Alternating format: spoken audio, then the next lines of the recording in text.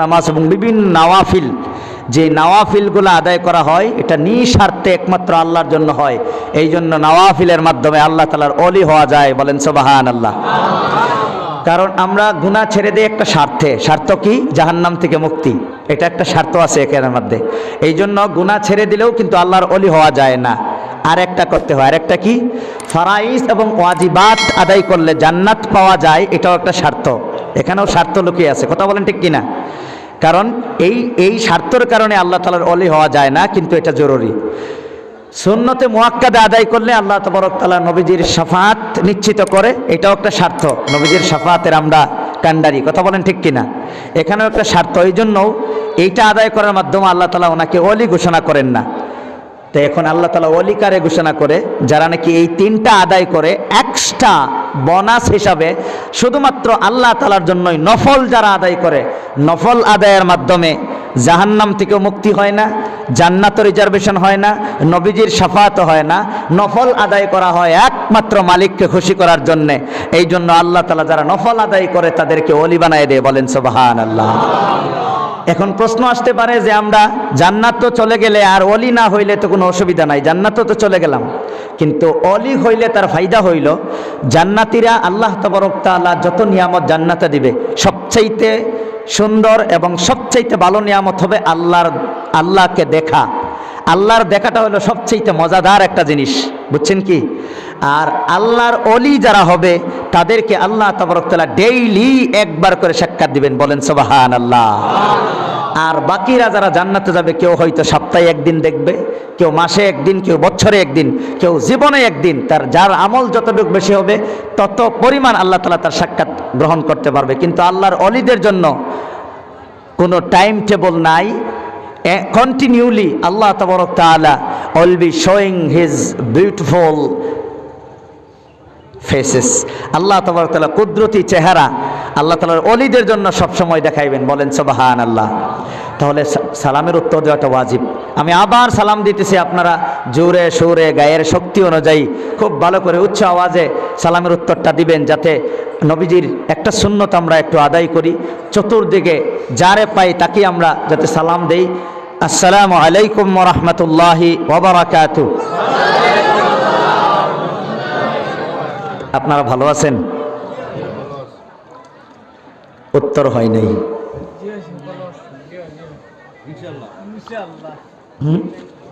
ইনশাআল্লাহ বলে তো আরো ভালো হয় নাই উত্তর। ইনশাআল্লাহ শব্দের অর্থ হলো ইফ আল্লাহ ওয়াইলস, যদি আল্লাহ চায়। মানে এখন আপনারা ভালো নয়, আল্লাহ চাইলে ভালো হবেন নাকি?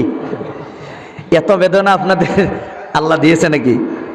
আমরা বাঙালি বেশি আরবি বুঝি না, কিন্তু কেউ যদি কন্ডিশন তলব করে, আপনাকে জিজ্ঞাসা করে আপনি কেমন আছেন, আপনি বলবেন আলহামদুলিল্লাহ আমরা ভালো আছি। কি বলবেন? যে কোনো মানুষে আপনার স্ত্রী জিজ্ঞাসা করতেছে, দেন ইউ উইল সে আলহামদুলিল্লাহ আই এম প্রিটি ওয়েল। যদি আপনার মা বাবা জিজ্ঞাসা করতেছে, দেন ইউ উইল সে আলহামদুলিল্লাহ আমরা ভালো আছি বা আমি ভালো আছি। আপনার ফ্রেন্ড সার্কেল, কলিগস বা যে কোনো মানুষে, মুরব্বী হোক, যে কোনো মানুষে, অচিনাকি যে কোনো মানুষে আপনার কন্ডিশন জিজ্ঞাসা করলে বলবেন আলহামদুলিল্লাহ আমরা ভালো আছি বা আমি ভালো আছি। কারণ কি?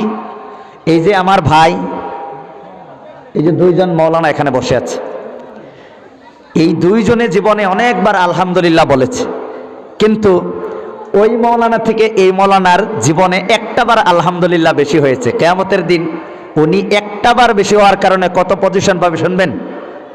আল্লাহ তাবারক তাআলা কিয়ামতের দিন আমার ভাইকে একটা পজিশন দিয়ে দিবে, যেই পজিশনটা ওই ভাইয়ের থেকে ওই ভাইয়ের 500 বছরের রাস্তা। কোন সুবহানাল্লাহ। আমরা বাঁচবো কয়েকদিন, এই জন্য জীবনে যতবার আলহামদুলিল্লাহ বলবো। আর আলহামদুলিল্লাহ শব্দটার মধ্যে আল্লাহ তাআলার জামে এবং মানে প্রশংসা করা হয়। এর থেকে ভালো প্রশংসা করা শব্দ আর কোনো শব্দ পৃথিবীর মধ্যে নাই। এই জন্য নামাজের মাধ্যমে আল্লাহ বারবার আমাদেরকে আলহামদুলিল্লাহ বলায়। কথা বলেন ঠিক কিনা? আল্লাহ খুশি হয় আলহামদুলিল্লাহ বললে। কারণ ভালো রাখার মালিক কে? উত্তর হয় নাই। সবাই এভাবে আঙ্গুল তোলেন, বলেন একমাত্র আল্লাহ। সুস্থ রাখার মালিক কে? একমাত্র আল্লাহ। বলেন এখানে আপনাদেরকে কে নিয়ে এসেছেন? আল্লাহ নয়, একমাত্র আল্লাহ। বলেন, কারণ আল্লাহ ছাড়া আপনাদেরকে ভালো রাখার কেউ আছে? তাহলে যেহেতু কেউ নাই, এই জন্য আমরা একমাত্র শব্দটাই অ্যাড করেছি, বুঝতে পারলেন? একমাত্র শব্দটা ইউজ করলে কি হয়, শিরিকের গন্ধ জীবনের জন্য দাফন হয়ে যায়, শিরিক আর আসতে পারে না। শিরিক মুক্ত হয়ে কোনো মানুষ কবরও গেলে, আল্লাহ তাবারক তাআলা কোটি কোটি গুনাহ করে গেলেও কিন্তু শিরিক তার আমলনামাত না থাকলে, কিয়ামতের দিন যখন তার আমলনামাটা স্ক্রিন করা হবে, দেখা যাবে শিরিক নাই কিন্তু গুনার পাহাড় তার আমলনামার মধ্যে আছে। হাদিসে কুদসি আল্লাহ তাআলা বলে, ও আমার বান্দা, যদি তোমরা শিরিক থেকে মুক্ত থেকে জমিন আসমান পরিমাণ গুনাহ নিয়েও কবরে হাসরে হাজির হও, আমি আল্লাহ কথা দিচ্ছি তোমাদেরকে আসমান জমিন পরিমাণ রহমত নিয়ে এসে তোমাকে ক্ষমা করে দিব। বলেন সুবহানাল্লাহ। তার নাম হইল রহমান। আমরা খুশি না বেজার? তারপরে আমরা কতটুকু খুশি, তার সাথে সাথে আমরা রাসূলের প্রতি একবার দুরূদ পড়ি, বলেন সাল্লাল্লাহু আলাইহি ওয়াসাল্লাম। কেননা রাসূলুল্লাহ সাল্লাল্লাহু আলাইহি সাল্লাম যে রাসূল পেয়েছি, আমাদের রাসূল দামি না কম দামি? কেমন দামি? কেমন দামি শুনবেন? রাসূলের কথাই শোনেন। রাসূলুল্লাহ সাল্লাল্লাহু আলাইহি ওয়াসাল্লাম বলেন, ইন্নাল্লাহা ফাদ্দালানি আলাল আম্বিয়া। এই যে ছাত্ররা প্লিজ, এই যে দেখো, এই যে যারা যাইতেছে এদিকে তাকাও, প্লিজ সিট ডাউন, ইজলিসু হুনা, বসো। আমি মেহমান, আপনারা হলেন মেজবান। মেহমানের জন্য 3 দিন পর্যন্ত ওনার সব কিছু দায়িত্ব, ওনাকে দেখভাল করা, ওনাকে মেহমানদারি করা ওয়াজিব, ঠিক না? কিন্তু আমি তো 3 দিন থাকতে পারবো না। 11:45 আমার ট্রেন বদরপুর থেকে চলে যাব। গতিকে আমাকে এখানে রেখে কে কে চলে যাইবেন একটু হাতটা উঁচু করে দেখান তো। কেউ যাবেন না তো? আচ্ছা, কে কে থাকবেন? আমি দোয়া করব আপনাদেরকে নিয়ে। কে কে থাকবেন একটু হাতটা উঁচু করেন। মাশাআল্লাহ, হাত নামান। হাতটা কাকে দেখাইলেন? আল্লাহকে। ওয়াদা করেছেন। ওয়াদার যারা খিলাফ করে তাদের মধ্যে মুনাফিকের দুর্গন্ধ পাওয়া যায়, ঠিক না? কিন্তু আপনাদের বিশেষ কোনো যদি প্রয়োজন হয় এখানে উঠতে পারবেন। You will be allowed after taking the permission. Number 1, number 2 ও নাম্বার 3। 1 নম্বর, 2 নম্বর অথবা 3 নম্বর। 1 নম্বর তো আমরা বুঝি, বুঝেন না? 2 নম্বরও বুঝেন না? নাই। 3 নম্বর হইল আমাদের একটা অভ্যাস আছে, এটা যদি কারো ধরে বা নেশা লাগে তাহলে you will be allowed to go after taking the permission. এই সাইডটা আড়াল আছে, ওইদিকে খাইতে পারেন, ওইদিকে খাইতে পারেন, কিন্তু পারমিশন নিয়ে ছাড়া কেউ উঠবেন না। ইনশাল্লাহ কিছু সময় আলোচনা করব, আশা করি ইনশাল্লাহ আপনাদের ফায়দা হবে। আমি খুশি হইতেছি, এখানে অনেক স্টুডেন্ট রয়েছে আলহামদুলিল্লাহ। এই দৃশ্য দেখা যায় না। আজকে এক্সেপশনালি আমি এই জায়গার মধ্যে খুশি হইলাম যে এখানে স্কুলের ছাত্র বা কয়েকজন আমার বোনও এখানে বসে আছে, আপনারা গার্জিয়ান বসে আছেন, যুবকরা বসে আছে, এই জন্য খুশি হইলাম ইনশাআল্লাহ। আমি একজন ছাত্র, still now am a student, studying in the Cotton University. আমিও কটন ইউনিভার্সিটি পড়তেছি, এখনো ছাত্র। এই যে আমার ভাই, একসাথে বদরপুর থেকে টাইটেল দিয়েছিলাম, 2017-তে আমরা ফারিগ হয়েছিলাম। অনেক দিন পরে ভাইয়ের সাথে সাক্ষাৎ হইল, প্রায় অনেক দূর থেকে, উনি বসলার কাছাকাছি থেকে আমার সাথে মোলাকাত করার জন্য আসছে। আলহামদুলিল্লাহ, আপনাদেরকে ধৈর্যর শেষ হওয়া পর্যন্ত, শেষ না হওয়া পর্যন্ত ইনশাল্লাহ আমার বক্তব্য শেষ করব। কিছু আলোচনা করব, আপনারা শুনবেন ইনশাল্লাহ মনোযোগ দিয়ে। মনোযোগ ছাড়া কোনো কথা শেখা যায় না, কারণ মনোযোগের কারণে একটা সিস্টেম আছে, সিস্টেমের মাধ্যমে মানুষের লেখাপড়া করে। এটা হলো TPI system, total physical interaction. Think it, see it, hear it, say it, love it and do it together. আপনাকে চিন্তা করতে হবে কেন এখানে বসেছেন, তাহলে দেখতেও হবে, শুনতেও হবে, মাঝে মধ্যে আমি কিছু জিজ্ঞেস করলে বলতেও হবে। আবার এই যে শুনতেছেন, এই দিনই কথা বোঝার জন্যে মহাব্বত থাকতে হবে, আর শেষ পর্যন্ত এটা অন্যের কাছে প্রচার করতে হবে। এখানে শিখে সবার একটা ফ্যামিলি আছে না, আছে না নাই ভাইয়েরা আমার? অন্যের কাছে পৌঁছে দিতে হবে, তখন এটা আপনার এই লাইফটা মেমোরিতে সেভ হয়ে যাবে, আর বলবেন না। যাই হোক, সম্মানিত ভাইয়েরা, আমি আপনাদের সম্মুখে কোরআনে কারীমের 2টি আয়াত তেলাওয়াত করেছি, আহাদিসে নববিয়্যাহ থেকে 2টি হাদিস আপনাদের সম্মুখে তেলাওয়াত করেছি, একটি হাদিস আপনাদের সম্মুখে উপস্থাপন করেছি। এই সামান্য আলোচনা করেই ইনশাআল্লাহ আমি আমার বক্তব্য শেষ করব ইনশাআল্লাহ। তার আগে আমি বলতে চাই আমার ভাইয়েরা, আল্লাহ তাবারক তাআলা পৃথিবীর মধ্যে যত কিছু সৃষ্টি করেছে মূলত দুই ধরনের। একটা সাইড হলো ছোট, ক্ষুদ্রাতি ক্ষুদ্র, অনেক ক্ষুদ্র, আর একটা হলো বড়। বড় তো এমন বড় তার কোনো হিসাব নাই, ঠিক না? আমার ভাইয়েরা, আমার বন্ধুরা, আল্লাহ রাব্বুল আলামিন এই পৃথিবীর মধ্যে যত কিছু সৃষ্টি করেছে তার মধ্যে কত ক্ষুদ্র, এমন ক্ষুদ্র জিনিস পাওয়া যায় আমরা এই চর্মচক্ষে দেখা তো দূরের কথা, কোন সময় আমরা এই চোখ দাও দেখি না, অণুবীক্ষণ যন্ত্র দ্বারা দেখতে হয়। কথা বলেন ঠিক কিনা? এই যে একটা পানি, গ্লাসের মধ্যে পানি থইলে দেখা যায় খুব স্ফটিক, পুরা নিট অ্যান্ড ক্লিন, কিন্তু অণুবীক্ষণ যন্ত্রের মাধ্যমে যখন আপনি দেখবেন তার মধ্যে এই পোকামাকড়গুলা, এই তার মধ্যে বীজাণুগুলা এরকমভাবে লড়চড় করা দেখতে পারবেন। কথা বলেন ঠিক কিনা? আমাদের চোখের মধ্যে এমন পাওয়ার আল্লাহ দেয় নাই, অণু পরমাণুগুলাও চোখের মধ্যে দেখা যায় না। লকডাউনের কথা কার কার মনে আছে? হাত ওঠান তো। লকডাউনটা যে হয়েছিল কিসের কারণে না হয়েছিল? চীন দেশ থেকে কি এসেছিল বলেন? করোনা। তার লগে আরেকটা শব্দ আছে, ভাইরাস। Corona, virus. চীন দেশ থেকে একটা ভাইরাসের আবিষ্কার হয়েছিল, করোনা ভাইরাস। কিন্তু এই করোনা ভাইরাস যাকে আক্রমণ করেছিল, কোটি কোটি মানুষ এফেক্টেড হয়েছিল, লক্ষ লক্ষ মানুষ দুনিয়া থেকে বিদায় হয়ে গেল। এই ছোট্ট একটা করোনা ভাইরাস যাকে আক্রমণ করেছিল, একই দেখতে পারছেনি? না না না, এমন ক্ষুদ্র, এটা দেখাও যায় না, লাল নীল না ধলা সাদা নাকি কোনো কিছুই ধরা যায় না। এমন একটা ক্ষুদ্র জিনিস বানাইছে, তার ভিতরেও আবার প্রাণ আছে। এই ক্ষুদ্র ভাইরাসটা চাইনাই আবিষ্কার করে নাই। অনেক মিডিয়ায় বলছে চাইনা আবিষ্কার করছে। না না না, চাইনা যদি আবিষ্কার করতো আর এটা পৃথিবীর মানুষের কাছে যদি ধরা পড়তো, সমস্ত পৃথিবীর মানুষ এই চাইনাকে ঘিরে ফেলতো। কথা বলেন ঠিক কিনা? যে পরিমাণ কষ্ট সমস্ত পৃথিবীর মধ্যে হয়েছে, এই যদি বদমাশি যদি ধরা পড়তো, চাইনার সমস্ত পৃথিবীর মানুষে এই চাইনাকে তার চাপের মধ্যে ফালিয়ে সমস্ত শক্তিধর দেশগুলো চাইনাকে উড়িয়ে দিত। কথা বলেন ঠিক কিনা? তারাও জানে ভাইরাস চাইনায় আবিষ্কার করে নাই, এটা হলো আল্লাহ তাআলার সামান্য একটা বাহিনী, একটা ফোর্স, একটা আর্মি। কথা বলেন ঠিক কিনা?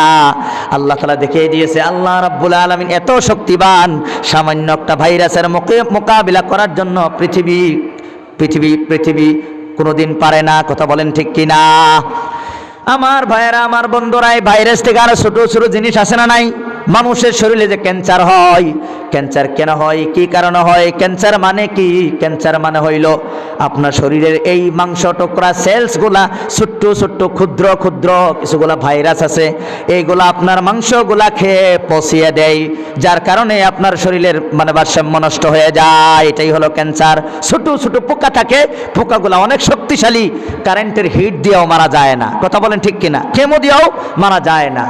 আবার আল্লাহ রাব্বুল আলামিন দুনিয়ার মধ্যে কত বিশাল বিশাল জিনিস আল্লাহ তাআলা সৃষ্টি করেছে।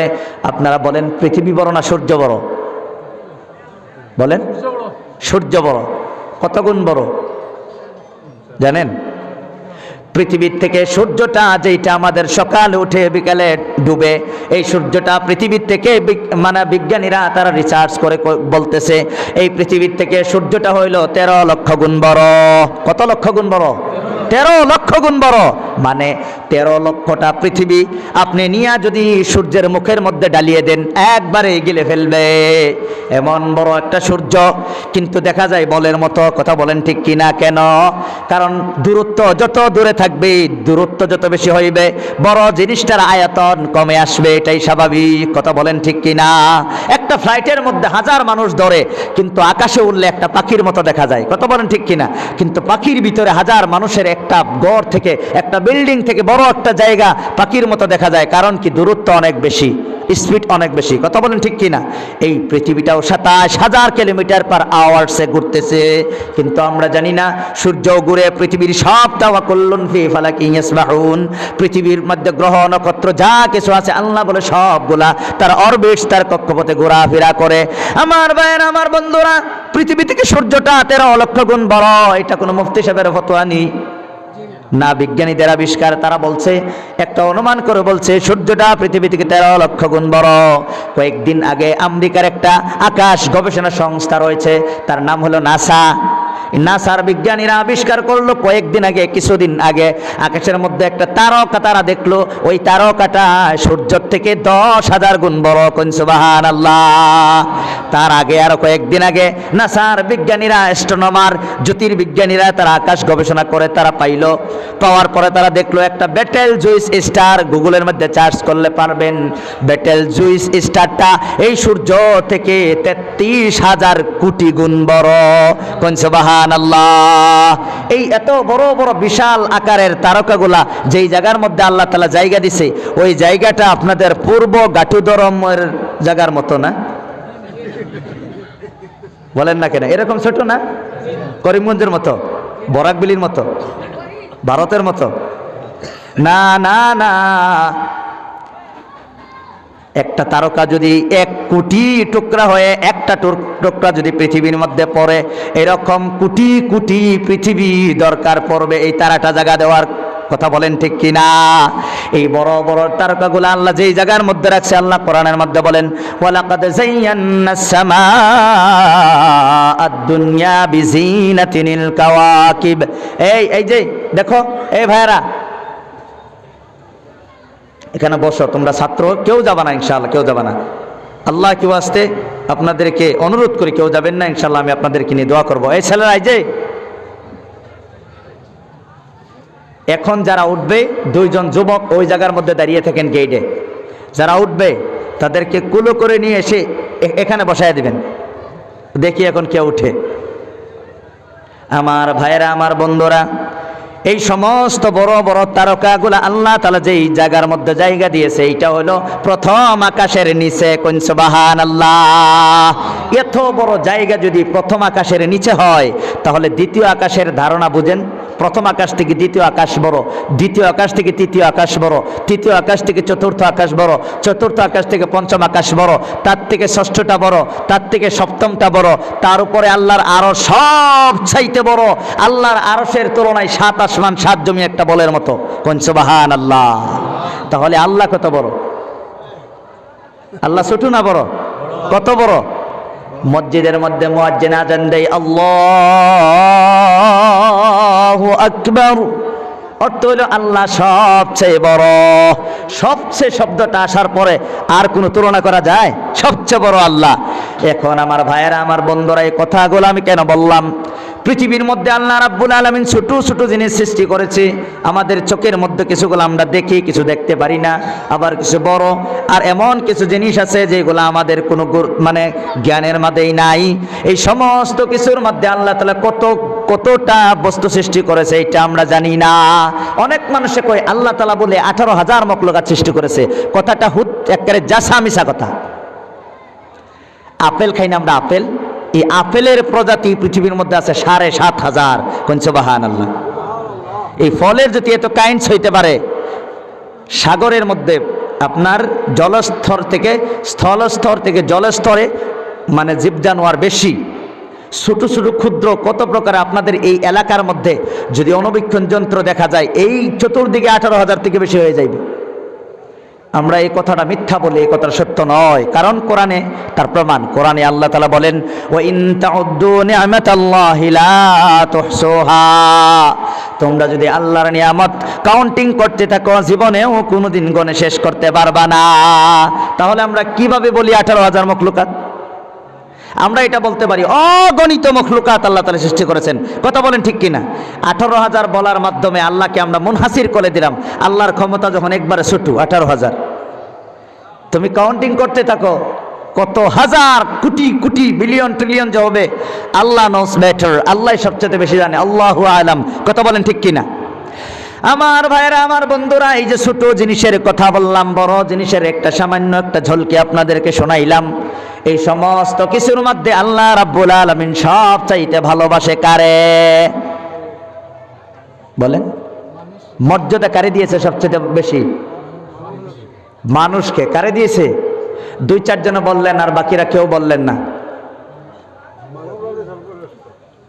মানুষকে দিছে। প্রমাণ কি? আল্লাহ তাআলা কোরআনের মধ্যে বলেন ওয়ালাকাদ কাররামনা বানি আদম, আমি আদমের সন্তানদেরকে সবচাইতে উৎকৃষ্ট মর্যাদা দিয়েছে। বলেন সুবহানাল্লাহ। তাহলে আপনারা খুশি না বেজার?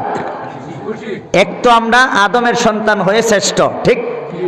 2 নম্বর নবী বলে ইন্নাল্লাহা ফাদ্দালানি আলাল আম্বিয়া, পৃথিবীর মধ্যে আল্লাহ তাআলা যত নবীগণ দিয়েছিলেন সব নবীগণ থেকে আমাকে আল্লাহ শ্রেষ্ঠ বানাইছে। কোন সুবহানাল্লাহ। এক তো আদমের সন্তান হতে পারে আমরা শ্রেষ্ঠ, 2 নম্বর আমরা বিশ্ব আমাদের সমস্ত নবীর থেকে শ্রেষ্ঠ নবীর উম্মত। কথা বলেন ঠিক কিনা? নবী শুধুমাত্র নিজের প্রশংসা করেন নাই, ওনার উম্মতের প্রশংসাও নবী করেছেন। নবী বলেন ওয়াফাদ্দালা উম্মতি আলা সাইরিল উমাম, এবং আমার উম্মতকেও আল্লাহ তাআলা সমস্ত নবীর উম্মত থেকে শ্রেষ্ঠ বানাইছে। কোন সুবহানাল্লাহ। কি বুঝলেন? আমরা 3 দিকে শ্রেষ্ঠ। নাম্বার 1, আমরা শ্রেষ্ঠ হইলাম আল্লাহ আদমের সন্তান হিসাবে আমরা শ্রেষ্ঠ। কথা বলেন ঠিক কিনা? 2 নম্বর হলো শ্রেষ্ঠ নবীর আমরা শ্রেষ্ঠ উম্মত। কথা বলেন ঠিক কিনা?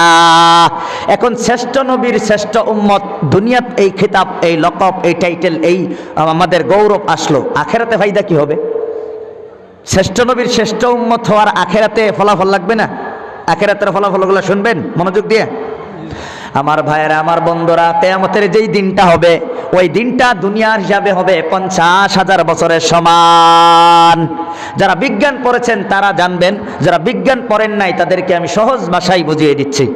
এই পৃথিবীর যেই টাইমের যেই সময়ের যেই বিধান, এটা অন্য গ্রহের মধ্যে ঠিক থাকে না। ওই অন্য গ্রহের মধ্যে যেই টাইমের যেই মানে কাউন্টিং, এটা এখানে ঠিক থাকে না। আপনাদের এখানে মাগরিবের নামাজ যেই টাইমে পড়েন আমাদের লক্ষ্মীপুরে ওই টাইমে পড়ে না। বেশ কম হয় কি হয় না? ফজরের নামাজ আপনারা যেই টাইমে পড়েন এটা হয় কি? দুনিয়ার মধ্যে যদি এই অবস্থা হয় তাহলে আমাদের বাবা আদম আলাইহিস সালাম জান্নাতে উনি কত সময় থেকেছিলেন? ওই জায়গার টাইমে আসর থেকে নিয়ে মাগরিব পর্যন্ত এই টাইমটুকু জান্নাতের মধ্যে ছিলেন। কত সময় ছিলেন? আসর থেকে নিয়ে মাগরিব পর্যন্ত। ওই টাইমটা আনিয়া দুনিয়ার মধ্যে লম্বা করলে হয়ে যায় 130 বছর। কত বছর? 130 বছর দুনিয়ার হিসাবে, কিন্তু ওই জায়গায় আসর থেকে মাগরিব পর্যন্ত। কিয়ামতের দিনটা হবে একদিন, কিন্তু এইটা আনিয়া দুনিয়াত লম্বা করলে হয়ে যাবে 50,000 বছর। কিয়ামতের ময়দানে আমার ভাইয়েরা, মানুষ কবর থেকে উঠিয়া 50,000 বছর দাঁড়িয়ে থাকবে, তারপরে হিসাব কিতাব আরম্ভ হবে। কিন্তু বিশ্বনবীর শ্রেষ্ঠ উম্মত হওয়ার কারণে রাসূল বলে কিয়ামতের দিন সমস্ত নবীর উম্মতগণের হিসাব আরম্ভ হওয়ার আগেই আমার উম্মতের হিসাব আগেই আল্লাহ লয়ে ফেলবে। বলেন সুবহানাল্লাহ। তারা দাঁড়িয়ে থাকবে, কিন্তু আমাদেরকে আল্লাহ তাআলা দাঁড়িয়ে রাখিয়া কষ্ট দিবেন না। বিশ্বনবীর উম্মত হওয়ার খাতিরে উসিলায় আমাদের আগেই হিসাব নিয়ে নিবে। বলেন সুবহানাল্লাহ। 2 নম্বরের একটা ফায়দা হইল কিয়ামতের দিন ফুলসিরাত না পার হইয়া কেউ জান্নাতে প্রবেশ করতে পারবে না। সেই ফুলসিরাতের রাস্তাটা হইল হাদিসের মধ্যে এসেছে 30,000 বছরের রাস্তা। সমস্ত উম্মত পার হওয়ার আগেই আমাদের এই বিশ্বনবীর উম্মতরে আগেই আল্লাহ পার করাইয়া দিবে। বলেন সুবহানাল্লাহ। খালি এই 2টা ফায়দা নয়, আরো ফায়দা রয়েছে। আল্লাহ রাসূল বলে সমস্ত নবীগণ জান্নাতে ঢোকার আগেই আমি নবী মুহাম্মদকে আল্লাহ রাব্বুল আলামিন সর্বপ্রথম জান্নাতের চাবি দিয়ে দিবে, দরজার চাবি দিয়ে দিবে। বলেন সুবহানাল্লাহ। আমার পিছনে পিছনে সমস্ত নবীর উম্মতরা জান্নাতে ঢোকার আগেই আমার উম্মতদেরকে আল্লাহ তাবারক তাআলা সব উম্মত থেকে অ্যাডভান্স করে তাদেরকে জান্নাতে ঢুকিয়ে দিবেন। বলেন সুবহানাল্লাহ। তো চতুর্দিকে আমরা শ্রেষ্ঠ প্রমাণিত হইল। আদমের সন্তান হিসাবে আমরা শ্রেষ্ঠ, বিশ্বনবীর উম্মত হিসাবে আমরা শ্রেষ্ঠ, আমরা বিশ্বনবীর উম্মত পাইয়াও আমরা শ্রেষ্ঠ, বিশ্বনবী পেয়েও আমরা শ্রেষ্ঠ। কথা বলেন ঠিক কিনা? বিশ্বনবীর উম্মত আল্লাহ তাবারক তাআলা আপনাকে সিলেকশন করেছে, অ্যাপ্লিকেশন করেছিলেন, দরখাস্ত দিয়েছিলেন। কি গো, দরখাস্ত দিয়েছিলেন? জীবনেও কোনোদিন দেন নাই। কথা বলেন ঠিক কিনা? আল্লাহ যদি চাইতো আপনাকে মুসা আলাইহিস সালামের উম্মত বানাইতে পারতো কিনা? ঈসা আলাইহিস সালামের উম্মত বানাইতে পারতো কিনা? পারতো। কিন্তু আল্লাহ আমাদেরকে ভালোবাসে, মহাব্বত করে, এই জন্য এই ফিতনার জামানায় হইলেও বিশ্ব নবীর উম্মত বানিয়ে আমাদের যে স্ট্যাটাস, যে পজিশন দিয়েছে, এটা আর কাউরে দেয় নাই। বলেন সুবহানাল্লাহ। আমার ভাইয়েরা, আমার বন্ধুরা, আবার আল্লাহ তাবারক তাআলা কোরআনে কারীমের মধ্যে বলেন 7 নম্বর সূরা সূরা আরাফ 179 নম্বর আয়াতের মধ্যে আল্লাহ তাবারক তাআলা বলেন وَلَقَدْ ذَرَأْنَا لِجَهَنَّمَ كَثِيرًا مِنَ الْجِنِّ وَالْإِنسِ لَهُمْ قُلُوبٌ لَّا يَفْقَهُونَ بِهَا وَلَهُمْ أَعْيُنٌ لَّا يُبْصِرُونَ بِهَا وَلَهُمْ آذَانٌ لَّا يَسْمَعُونَ بِهَا أُولَٰئِكَ كَالْأَنْعَامِ بَلْ هُمْ أَضَلُّ أُولَٰئِكَ هُمُ الْغَافِلُونَ।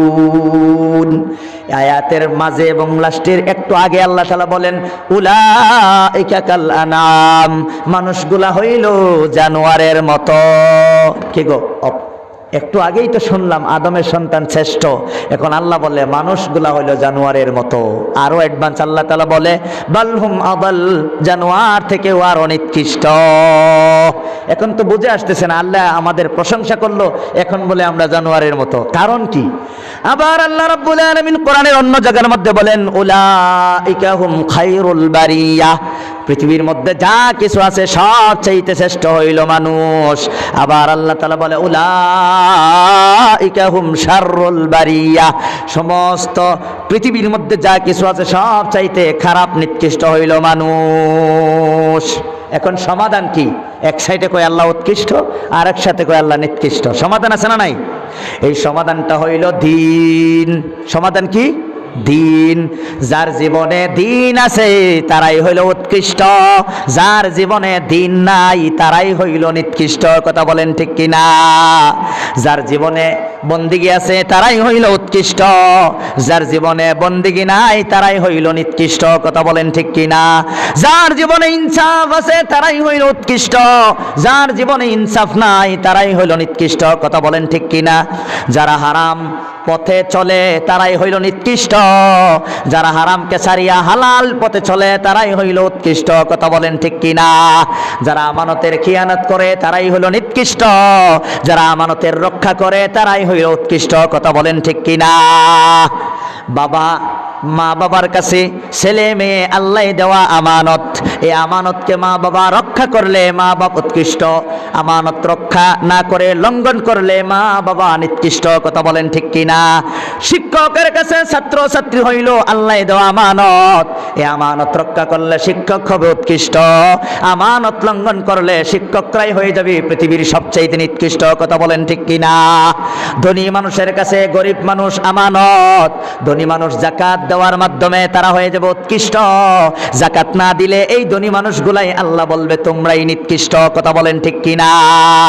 আমার ভাইয়েরা, আমার বন্ধুরা, এই হইল জীবনের আসল মকসুদ। উৎকৃষ্ট আমরা হতে চাই না নিকৃষ্ট হতে চাই? কথা বলেন, আপনারা কি হতে চান? উৎকৃষ্ট না নিকৃষ্ট? আল্লাহ কিন্তু আমাদেরকে উৎকৃষ্টের জন্যই বানিয়েছেন, কিন্তু বানানোর পরেও যদি আমরা এটা না বুঝে জানোয়ারের মতো জীবন চালাই তাহলে আমরা হয়ে যাব নিকৃষ্ট। কথা বলেন ঠিক কিনা?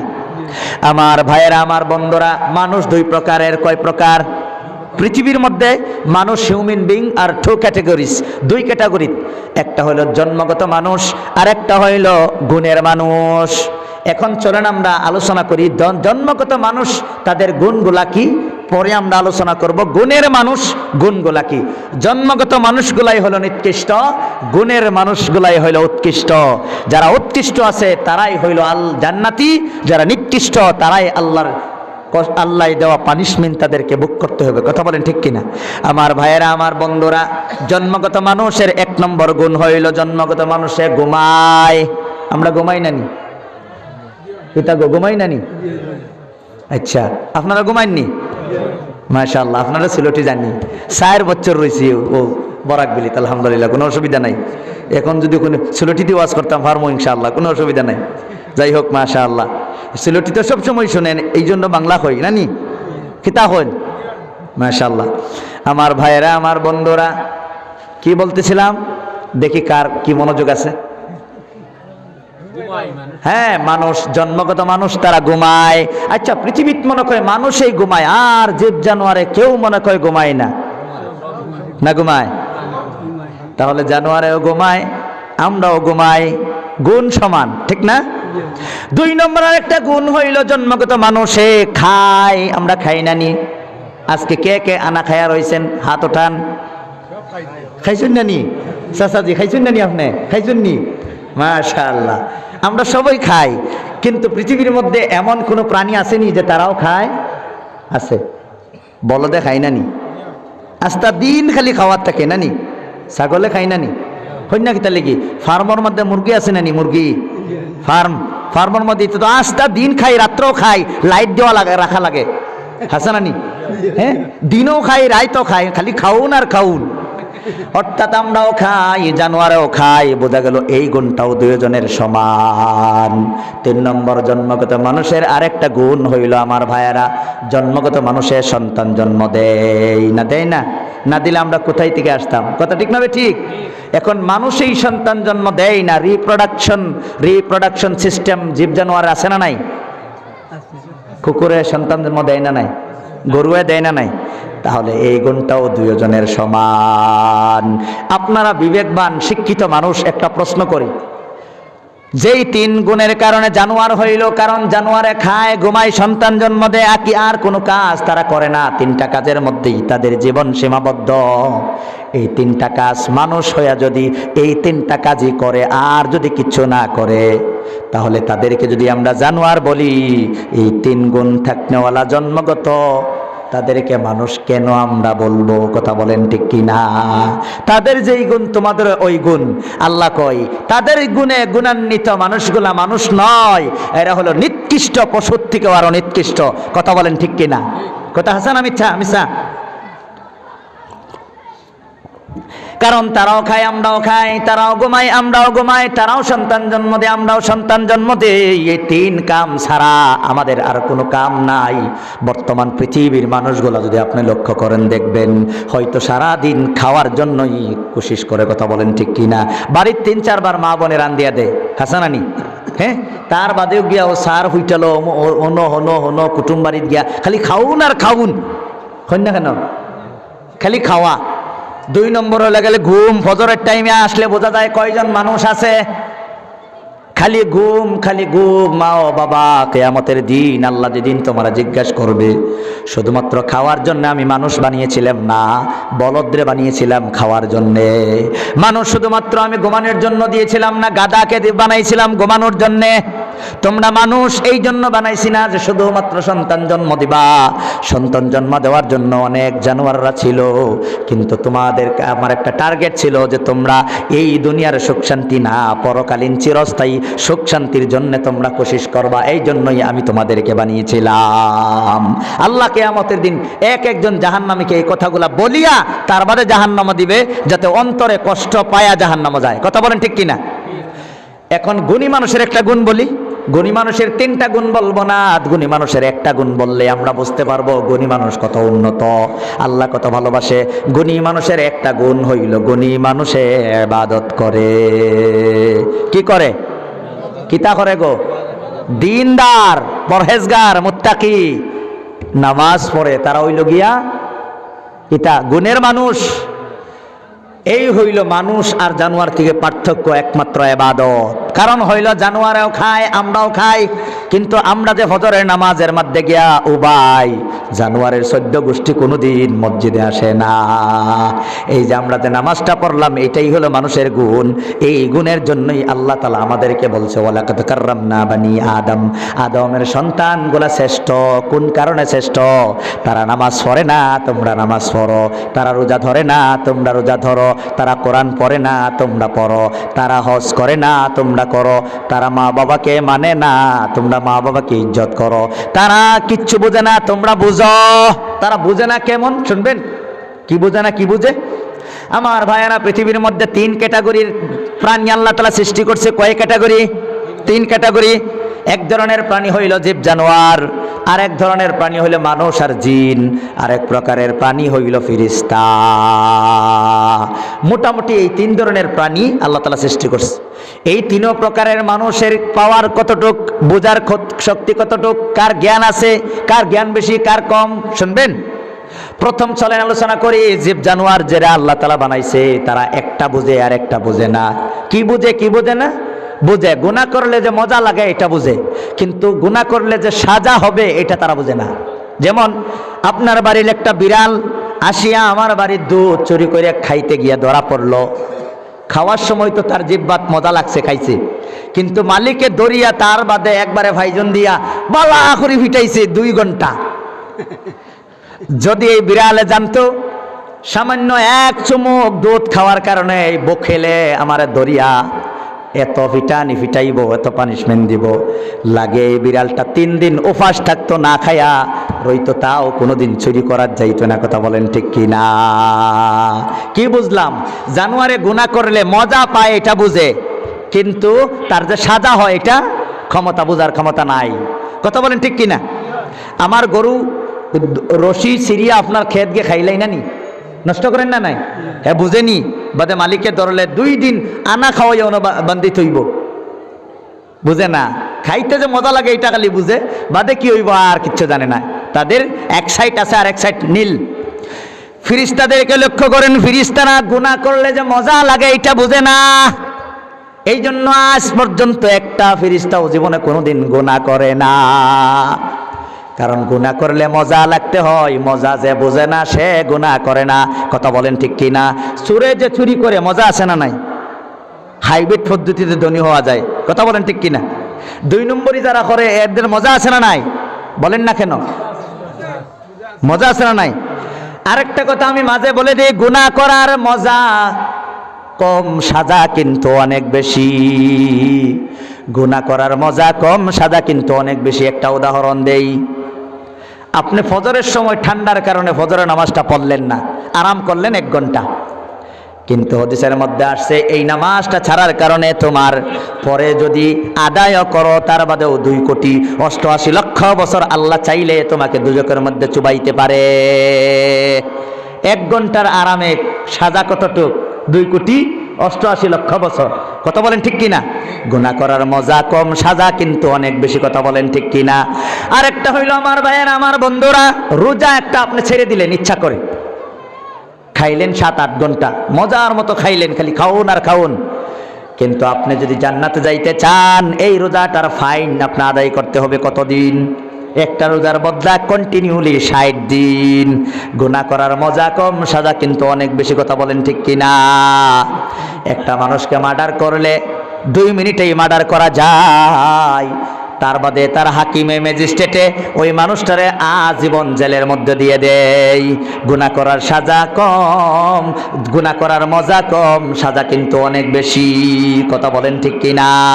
এই জন্য আমাদের জীবনে যদি আমরা গুনাহ করে দুনিয়া থেকে যদি যাই, তওবা যদি আমরা না করি, তাহলে আমরা তো মজাই কিছুদিন করতে পারবো, কিন্তু সাজা আমাদের পিছন ছাড়বে না। কথা বলেন ঠিক কিনা? এই কোরআন হাদিসের মাধ্যমে সমস্ত বিষয়টা এটাই বলা হয়, তোমরা উৎকৃষ্ট হও, নিকৃষ্ট হইও না। আমার ভাইয়েরা, আমার বন্ধুরা, এই জন্য আমি বলতেছিলাম আমরা উৎকৃষ্ট হইতে হইলে মানতে লাগবে যেই বিধানটা, সেই বিধানটার নাম হইল, যে জ্ঞান, সেই জ্ঞানটার নাম হইল ইলমে ওয়াহির জ্ঞান। এই জ্ঞান পৃথিবীর কোনো মানুষে কোনো রিসার্চ গবেষণা মাথা গামায়া কোনো দিন লাভ করতে পারে না। আমার ভাইয়েরা, আমার বন্ধুরা, আল্লাহ তাআলা দুনিয়ার মধ্যে শিক্ষা আছে না নাই? জেনারেল শিক্ষা আছে না নাই? স্কুল, কলেজ, ইউনিভার্সিটি শিক্ষা দেওয়া হয় কি হয় না? এই শিক্ষাগুলা এবং কোরআন হাদিসের শিক্ষা যেটা আপনারা এখন শিখতে এসেছেন, তার মধ্যে ডিফারেন্স কতটুক একটু কথাটা শুনবেন। আমার ভাইয়েরা, আমার বন্ধুরা, আল্লাহ রাব্বুল আলামিন আমাদেরকে হাতিয়ার দিয়েছে 6টা। কয়টা হাতিয়ার? বলেন সবাই বলেন, কয়টা হাতিয়ার? 6টা। 1 নম্বর হাতিয়ার হইল যে হাতিয়ারগুলা মূল্যবান, মহামূল্যবান, না, এই হাতিয়ারগুলা হইল অমূল্য সম্পদ। অমূল্য সম্পদ কাকে বলে ভাই? যেটা কোনো মূল্য দিয়া কিনা যায় না। যেমন হইল চোখ। একটা চোখ নষ্ট হয়ে গেলে পৃথিবীর কোনো ডাক্তার 7 জমিন 7 আসমান বিক্রি করে ডাক্তারের 14 গোষ্ঠীকে ধরেও একটা চোখ বানাইতে পারবেন? তাহলে এটা মূল্যবান না মহামূল্যবান না অমূল্য সম্পদ? আল্লাহ দেওয়া চোখ হইল অমূল্য সম্পদ। নাকের গ্রাণ যদি বন্ধ হয়ে যায়, নাকটা যদি নষ্ট হয়ে যায়, আর কোনোদিন পাবেন না। এটাই হলো আল্লাহর তরফ থেকে দেওয়া একটা অমূল্য সম্পদ। কান যদি নষ্ট হয়ে যায়, আর জীবনে কোনোদিন রিকভারি করতে পারবেন না, অমূল্য সম্পদ। জিহ্বাটা হইল একটা অমূল্য সম্পদ। জিহ্বা যদি পাথরের মতো শক্ত হয়ে যায়, কোন দুনিয়ার কোন শক্তি আসেনি এটা নরম করছো? পারবনি? জীবনেও পারতো না। এই জন্য আল্লাহ রাব্বুল আলামিন আরেকটা হাতিয়ার দিছে আমাদের, স্কিন, চামড়া। এই চামড়ার মধ্যে এমন সেন্সর লাগানি আছে, ঠান্ডার দিনে বোঝা যায় ঠান্ডা লাগে, গরম দিনের মধ্যে বোঝা যায় গরম লাগে। এইটাই আমাদেরকে ব্রেনের মধ্যে সিগন্যাল পাঠায়। এইটা যদি প্যারালাইজড হয়ে যায়, এখানে আগুনের টুকরা এখানে থইয়া দিল, ব্রেনে বোধ হইতো না। কথা বলেন ঠিক কিনা? বোঝা গেল এই স্কিনটাও হইল আল্লাহ দেওয়া মূল্য একটা সম্পদ। কথা বলেন ঠিক কিনা? সবচাইতে বড় মূল্য সম্পদটা হইল আমাদের আপনাদের সবার মেধা শক্তি, স্মৃতি শক্তি, ব্রেন। এটা হলো সবচাইতে বড় হাতিয়ার। কথা বলেন ঠিক কিনা? ব্রেন নষ্ট হয়ে গেলে দাম আসেনি। কত পাগল রাস্তা দিয়ে ঘুরে, তাদেরকে আমরা দেখলে ঘিন লাগে, কোনো সময় লাগে কি লাগে না? আহারে, আল্লাহ চাইলে আমাদেরকে বানাইতে পারতো। তার এই মেধা শক্তিটা না থাকার কারণে তার বেলুলেস হয়ে গেল। ভাইয়েরা আমার বন্ধুরা, এই 6টা হাতিয়ারের মাধ্যমে মানুষ যা গবেষণা করে, যা কিছু আবিষ্কার করে, ওই আবিষ্কার গুলাই হইল বর্তমান জেনারেল শিক্ষা। এই জন্য জেনারেল শিক্ষার আগেও গোড়ার ডিম, নিচেও গোড়ার ডিম, কিছুই না। কিন্তু দুনিয়া থাকতে হইলে এগুলা ছাড়া আবার চলতে পারবে না, কারণ লাগবে যে। এই জন্যই আল্লাহ আমাদের সব দিয়ে দিয়েছে এই দুনিয়ার মধ্যে। আল্লাহ একটা মানুষের শরীরে 6টা হাতিয়ার দিয়ে দিয়েছে। আল্লাহ বলছে 6টা হাতিয়ার কাজে লাগাও, রিসার্চ করো, গবেষণা করো, এলইডি লাইট বানাও, গবেষণা করো, ফ্লাইট বানাও, গবেষণা করো, মানে রকেট বানাও, গবেষণা করো, সব কিছু করো। যা গবেষণা করবা এটা তোমরা পাইবা। এটা দুনিয়া আমি ক্ষমতা দিয়েই তোমাদেরকে আমি দুনিয়ার মধ্যে দিয়েছি। কিন্তু মনে রাখো, একটা জিনিস পারতা না। ওই জিনিসটা হইল 7 নম্বর আর একটা হাতিয়ার আমার হাতে আছে। এই আমার হাতিয়ার, 7 নম্বর হাতিয়ারটা তোমরা এই 6 হাতিয়ারের মাধ্যমে হাসিল করা সম্ভব নয়। এই 7 নম্বর হাতিয়ারটাই হইল ইলমে ওয়াহির জ্ঞান। চিল্লাইয়া বলেন সুবহানাল্লাহ। ইলমে ওয়াহির জ্ঞান শুধুমাত্র আল্লাহ ইনফরমেশন না দিলে, রাসূলের মাধ্যমে, কিতাবের মাধ্যমে আল্লাহ যদি ইনফরমেশন না দেয়, পৃথিবীর বাগা বিজ্ঞানীরা, সায়েন্টিস্টরা, পৃথিবীর যত প্রফেসররা রয়েছে, জীবনের কোনো ক্ষেত্রে কোনো মানুষে একটা তথ্য তারা দিতে বিফল, কিয়ামত পর্যন্ত বিফল থাকবে। কথা বলেন ঠিক কিনা? আমার ভাইয়েরা, কবরের মধ্যে 3টা সওয়াল হবে, প্রশ্ন করা হবে। এই কথাটা রাসূল যদি না বলতো, বলেন কোন ডক্টর সাহেব বলতে পারবো নি? কোন ডক্টর সাহেব কিয়ামত পর্যন্ত আপনাদেরকে এই ইনফরমেশন দেওয়ার ক্ষমতা আসেনি যে কবরে 3টা সওয়াল হবে, হাসরে 5টা সওয়াল হবে? বলতে পারবো? জান্নাত জাহান্নাম আছে, আল্লাহর সম্মুখে তোমার জীবনের হিসাব দিতে হবে। এই কথাগুলা লেখা আছে অঙ্গনবাদীর কোন কিতাবে, এলপি স্কুলের কোন কিতাবে? তাহলে হাই স্কুলে তো আছেই নাকি? না কলেজে আছে? কোন জায়গাত নাই। আছে কোন জায়গায়? একমাত্র মাদ্রাসায়। কথা বলেন ঠিক কিনা? এই জন্য মানুষে বলে মাদ্রাসায় পড়লে বলে বেকার হয়। মাদ্রাসার যেগুলো তোমরা টাওয়ার পাও না, এগুলা পড়ানি হয় মাদ্রাসার। এটা তোমরা 14 গোষ্ঠী রিসার্চ করে হইতা না, একটা শব্দ বানাইতা। এই জন্য আল্লাহ তাআলা দিস। অনেক মানুষে কয় কোরআন পড়ে ডক্টর হওয়া যায় না কেন? কোরআন পড়ে বিজ্ঞানী হওয়া যায় না কেন? কোরআন পড়ে রিসার্চার হওয়া যায় না কেন? কোরআন পড়ে এই পাইলট বানানো যায় না কেন? এই আপনার জাহাজ বানানো যায় না কেন? কোরআন পড়ে রকেট বানানো যায় না কেন? আর এই রকেট বানানোর ক্ষমতা তোমার ভিতরে 6 হাতিয়ার আল্লাহ তাআলা দিয়ে দিছে। এটা খাটাও আর বানাও। কে না করছে? ফ্লাইট বানাইতা তোমারে আল্লাহ তাআলা দিয়ে দিছে। এটা রিসার্চ করো আর বানাও, এটা তো আল্লাহ দিয়েই দিছে। যেটা ফাটতা না এইটা আল্লাহ কোরআনও দিছে, যেটা তোমার ক্ষমতা নাই এইটা আল্লাহ কোরআনও দিছে। এখন বলেন, এই দুনিয়ার শিক্ষা আর কোরআনের শিক্ষা সমান না জমিন আসমান বেশ কম? বলেন, জমিন আসমান বেশ কম। আরো যদি উদাহরণ থাকতো আরো দিতাম, অনেক বেশ কম। কোরআনের শিক্ষা পৃথিবীর কোনো শিক্ষার সাথে মিলতেই পারে না। কোরআনের একটা শব্দ, একটা অক্ষর পৃথিবীর কোনো মানুষ সৃষ্টি করতেও পারে না, বলতেও পারে না। কারণ মানুষ 1 সেকেন্ড বাদে কি হবে এইটাই যদি জানতে না পারে, তাহলে কবরের জিন্দেগিতে, হাসরের ময়দানে, জান্নাত জাহান্নামে কি হবে, এই তথ্যগুলা কোথায় পাবে? এই জন্য এই তথ্যগুলা যারা দিতে পারে না, শুধুমাত্র জেনারেল শিক্ষা পরে পরেই বর্তমান মানুষ নাস্তিকতার দিকে চলে যাচ্ছে। তারা বলতেছে মরণ বলতে কিছুই নাই, মরণলে সব শেষ, কবর বলতে কিছুই নাই, হাসর নাসর বলতে কিছুই নাই। এইগুলা শিক্ষাই বর্তমান স্কুলের মধ্যে দেওয়া হয়। 6 ঘন্টা ক্লাস করার পরে একবার একটা ছাত্ররে আল্লাহ শব্দ শেখানো হয়, রাসূল সম্পর্কে শেখানো হয়, কবর সম্পর্কে বলা হয়? কোনোদিন কোনো স্কুলের কোনো কিতাবে আপনাকে পাবেন যে তুমি যদি চুরি করো, ডাকাতি করো, হিংসা করো, তুমি যদি মার্ডার করো, তাহলে পরকালে আল্লাহর কাছে গিয়ে হিসাব দিতে হবে, এই কথাটুকু আছে? এই জন্যই তো বড় বড় বাগা বাগা বড় বড় শিক্ষিত মানুষগুলা যখন ধরা পড়ে এদেরকে দুর্নীতি বলে না, তারা নাম উল্টে দেয়, এগুলাকে কেলেঙ্কারি বলে। কি বলে? কেলেঙ্কারি। ছোট মানুষে চুরি করলে কয় সুর, আর বড় মানুষে চুরি করলে কয় কেলেঙ্কারি করছে। দেখছেন নি?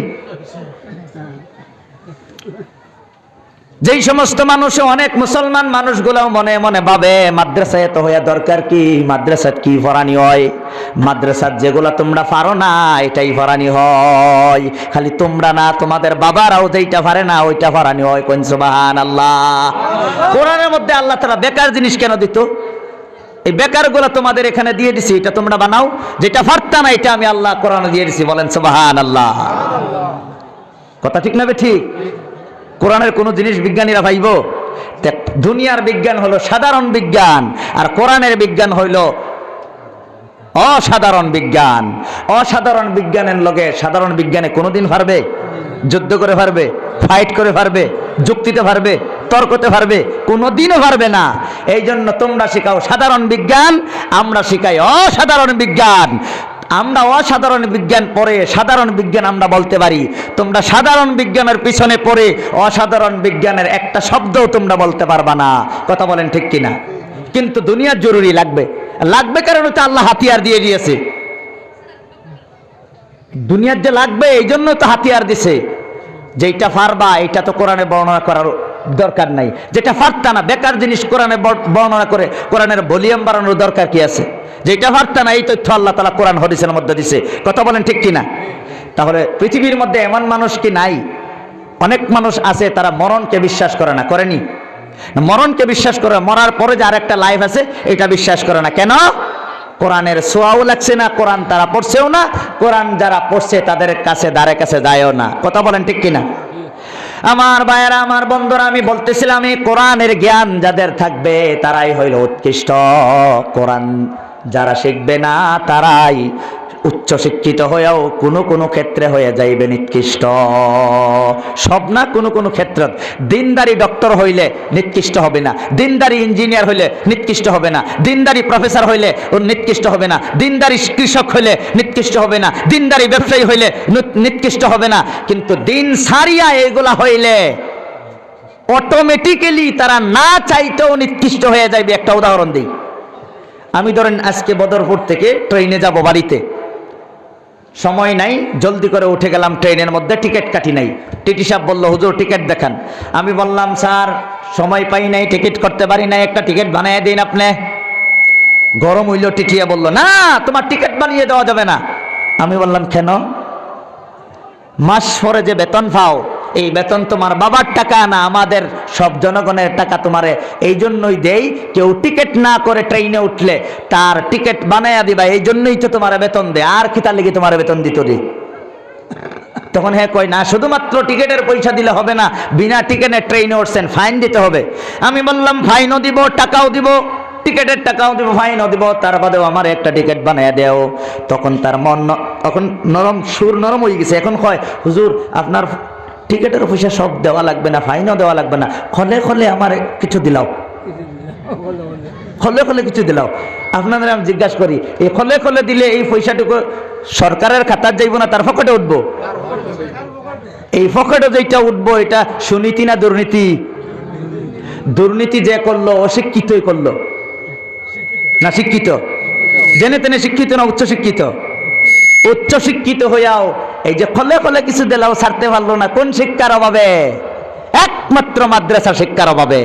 এই জন্য মাদ্রাসা শিক্ষা না হলে এইগুলা চলে তলে তলে। কথা বলেন ঠিক কিনা? কথা আছে না মিছা? বলেন না কেন?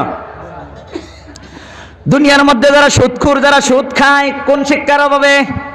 কোরআনের শিক্ষার অভাবে। কারণ কোরআন থাকলে, কোরআনের মধ্যে একটা আয়াত আমি তেলাওয়াত করেছি, যেই খুতবার প্রথমে আয়াত তেলাওয়াত করেছিলাম। ভাইয়ের আমার একটা কথা আপনারা মনে রাখবেন, আয়াতটা আপনারা মনে রাখবেন।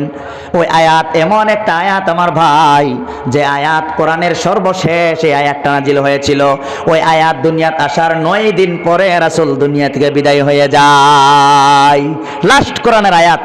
আল্লাহ বলেন ওয়াত্তাকু ইয়াওমান তুরজাউনা ফীহি ইলাল্লাহ, একটা দিনকে তোমরা ভয় করো যেই দিন তোমাদেরকে কবর থেকে উঠায়া আল্লাহর সম্মুখে দাঁড় করানো হইবে।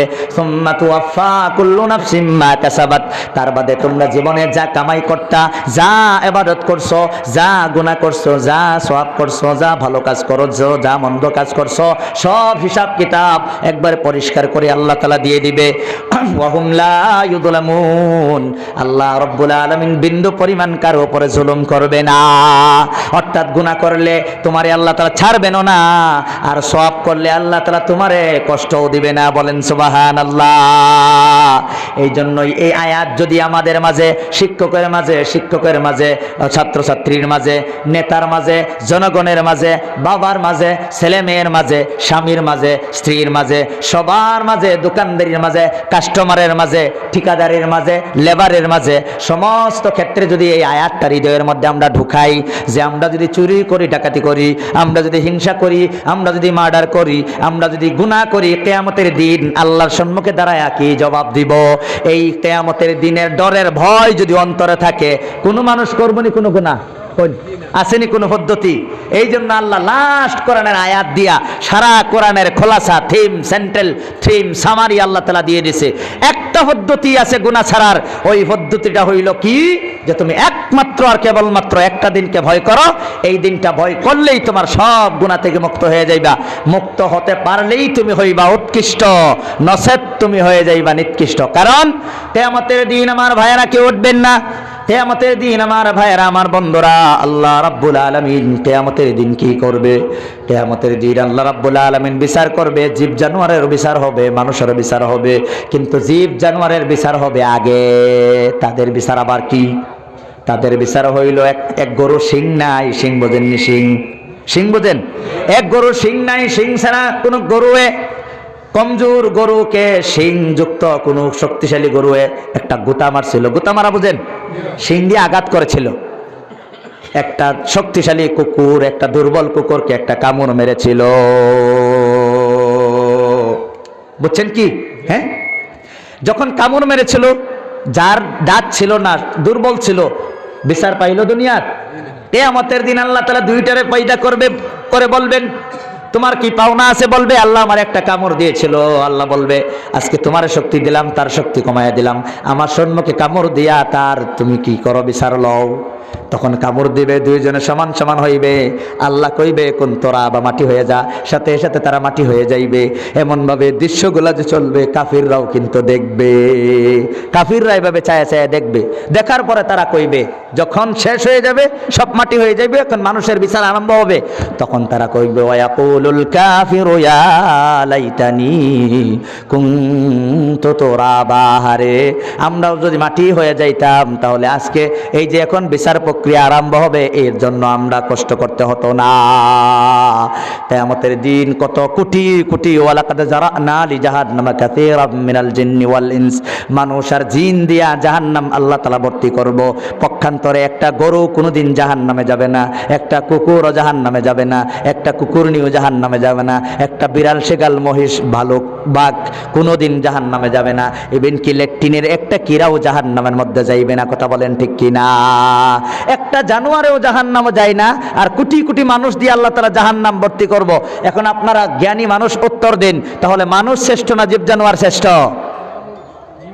জীব জানোয়ার এই তো শ্রেষ্ঠ, কারণ তারা জাহান্নামী একজনও যায় না। আমরা মানুষ হইয়া জ্ঞান থাকার পরেও আমরা কই যাই? জাহান্নামে যাওয়ার লাগে। আমি বলছিলাম জীব জানোয়ার এক সাইড বোঝে আর এক সাইড বোঝে না, ফিরিস্তাও এক সাইড বোঝে আর এক সাইড বোঝে না। আমরা মানুষ কিন্তু দুইটা বুঝি, বদ সাইড বুঝি। গুনাহ করলে মজা লাগে এটাও বুঝি, গুনাহ করার পরে যে জেলে যাওয়া লাগে এটাও বুঝি। কথা বলেন ঠিক কিনা? এই যে আমরা যে বুঝি, এই বুঝনেওয়ালাদের এই বিচার হবে। কথা বলেন ঠিক কিনা? পাগলের কোনোদিন বিচার হয়নি? কিতা ছোট বাচ্চার কোনো বিচার হয়নি? ছোট বাচ্চা আর পাগল ছাড়া মানুষের বিচার হয় না নি? কিতা লিগে হয়? ওই তোমরা যে বুধভাওয়ার কারণে, তোমরা বুঝো যে বুঝার কারণে। জানোয়ারও এক সাইড বুঝে আর এক সাইড বুঝে না, বিচার নাই। ফিরিস্তাও এক সাইড বোঝে আর এক সাইড বোঝে না, ফিরিস্তারও বিচার নাই। বিচার হইব তুমি তাইনর আর জিনর। কথা হাসানানি না মিশা? কারণ আমরা সব বুধ ভাই, খালি দুনিয়া বুধ ভাই, আখেরাত বুধ ভাই না। কথা হাসান মিছা? হ্যাঁ আমার ভাইয়েরা, আমার বন্ধুরা, বেশি সময় আর বক্তব্য আমি দিব না। আমার ভাইয়েরা, আমার বন্ধুরা, এই কথাগুলো খুব ভালো করে মনে রাখবেন। মনে রাখলে আর জীবনে কোনোদিন আমরা কোনোদিন নষ্ট হব না। আল্লাহ রাব্বুল আলামিন সূরা রহমানের মধ্যে বলেন, আর রহমান আল্লামাল কোরআন খালাকাল ইনসান। আচ্ছা আপনারা বলেন, আল্লাহ আগে কোরআন শিখিয়েছেন না আগে মানুষ বানিয়েছেন? আগে মানুষ বানিয়েছেন, ঠিক না? কিন্তু আল্লাহ রহমানের মধ্যে বলেন, আগে আমি কোরআন শিখিয়েছি, বাদে মানুষ বানিয়েছি। এখন তো সিরিয়াল উল্টা পাল্টা দেখতেছি। আপনারা বললেন আগে মানুষ বানিয়েছেন, আল্লাহ বলছে আমি আগে কোরআন শিখিয়েছি। এখন তার সলিউশন কি, সমাধান কি? সমাধান হইল, কোরআন না শিখলে গুণের মানুষ হওয়া যায় না। কোরআন যারা শিখে না তারা হইল জন্মগত মানুষ। জন্মগত মানুষকে আল্লাহ তাআলা মানুষই কই না। এই জন্য আল্লাহ কই, যারা কোরআন শিখবে, কোরআন শিক্ষার পরে তাদেরকে আল্লামা খালাকাল ইনসান, যারা কোরআন শিখবে তারাই মানুষ হবে। কোন সুবহানাল্লাহ। এখন মানুষ যে বলে মাদ্রাসা বন্ধ করে দেও, কোরআন পড়ায়ও না, কোরআন পড়ানোর মাধ্যমে আপনাদেরকে মানুষ বানাইতে চায় না জানোয়ার বানাইতে চায়? জানোয়ার বানাইতে চায়। অনেকে আপনাদেরকে বুঝাইবো মাদ্রাসা পড়ে কি ডক্টর হওয়া যায়? আচ্ছা, এটা একটা পাগলের কথা। কার কথা? এটা একটা পাগল হবে, মহাপাগল হবে। কারণ মেডিকেল কলেজে পড়ে কি মুফতি হওয়া যায়? মেডিকেল কলেজে পড়ে শাইখুল হাদিস হওয়া যায়? মেডিকেল কলেজের সিলেবাসই আলাদা, মাদ্রাসার সিলেবাসই আলাদা। মাদ্রাসাত পড়ে ডাক্তার হওয়ার যেমন সুযোগ নাই, ঠিক মেডিকেল কলেজে পড়ে মুফতি হওয়ার তেমন সুযোগ নাই।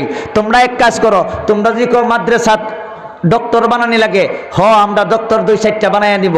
তোমাদের এগ্রিকালচার ইঞ্জিনিয়ারিং কলেজে 2-4টা শাইখুল হাদিস বানাইয়া দেও। কি গো, ঠিক হইতো না? তোমরাটা আমরা বানাইমো, আমরাটা তোমরা বানাও। মাদ্রাসা শিক্ষা হলো আখেরাত সম্পর্কিত। আমরা আখেরাতকে বিশ্বাস করি, এটা মুসলমানের আকীদা। এই মুসলমানের আকীদার উপরে তোমার হস্তক্ষেপ করার তোমার ক্ষমতা কে দিল?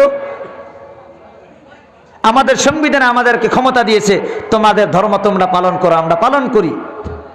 কোরআন স্টাডি করার ক্ষমতা সংবিধানে দিয়েছে, কিন্তু আমরা জানি না, আমাদের নাই, ইতিহাস নাই, শক্তি নাই, আমরা ল পড়ি না, আমরা আইন পড়ি না, এই জন্য কথা বলতে পারি না আমরা।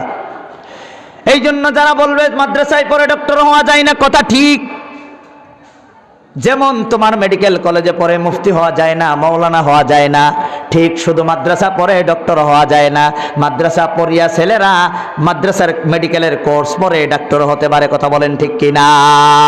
ঠিক তদ্রূপভাবে আমার একজন ডক্টর ভাইও ডক্টরি শেষ করে আবার কোরআন হাদিস স্টাডি করে তারা আলিম হইতে পারে। কথা বলেন ঠিক কিনা? দুইটা লাগবে। কিন্তু আমরা 3 ভাই 3 বোন। আমি সবার বড়। আমার 2 নম্বর ভাই আব্দুল হান্নান জিএমসি থেকে MBBS করে এখন MS করতেছে গাইনোকোলজি ডিব্রুগড় মেডিকেল কলেজে। জেনারেল শিক্ষা কতটুকু জরুরি আমি একটা বলি ভাই। আমার কি বেমার হওয়ার চান্সেস আছে না নাই? মানুষ হিসাবে আল্লাহ দিতেও পারে, নাও দিতে পারে। বেমার হইলে আমি কি আমার থেকে বড় মুফতি সাহেবের আমি এই ভাইয়ের পরামর্শ নিয়ে চিকিৎসা করব, না ডক্টর ভাইয়ের কাছে যাওয়ান লাগবো? আপনাদের বেমার হইলে মুফতি সাহেবের কাছে যান না হসপিটালে যান? তাহলে ডক্টরের জরুরত আছে না নাই? বলেন আছে না নাই? আচ্ছা, এটা আছে। এখন যদি আমার ডক্টর ভাই যদি জান্নাতে যাইতে চায়, জাহান্নাম থেকে মুক্তি পাইতে চায়, তাহলে তার থেকে আরো বড় ডক্টরের কাছে গিয়া প্রেসক্রিপশন নিব না আলিম ভাইয়ের কাছে আসতে হবে? এই হইল সমাধান।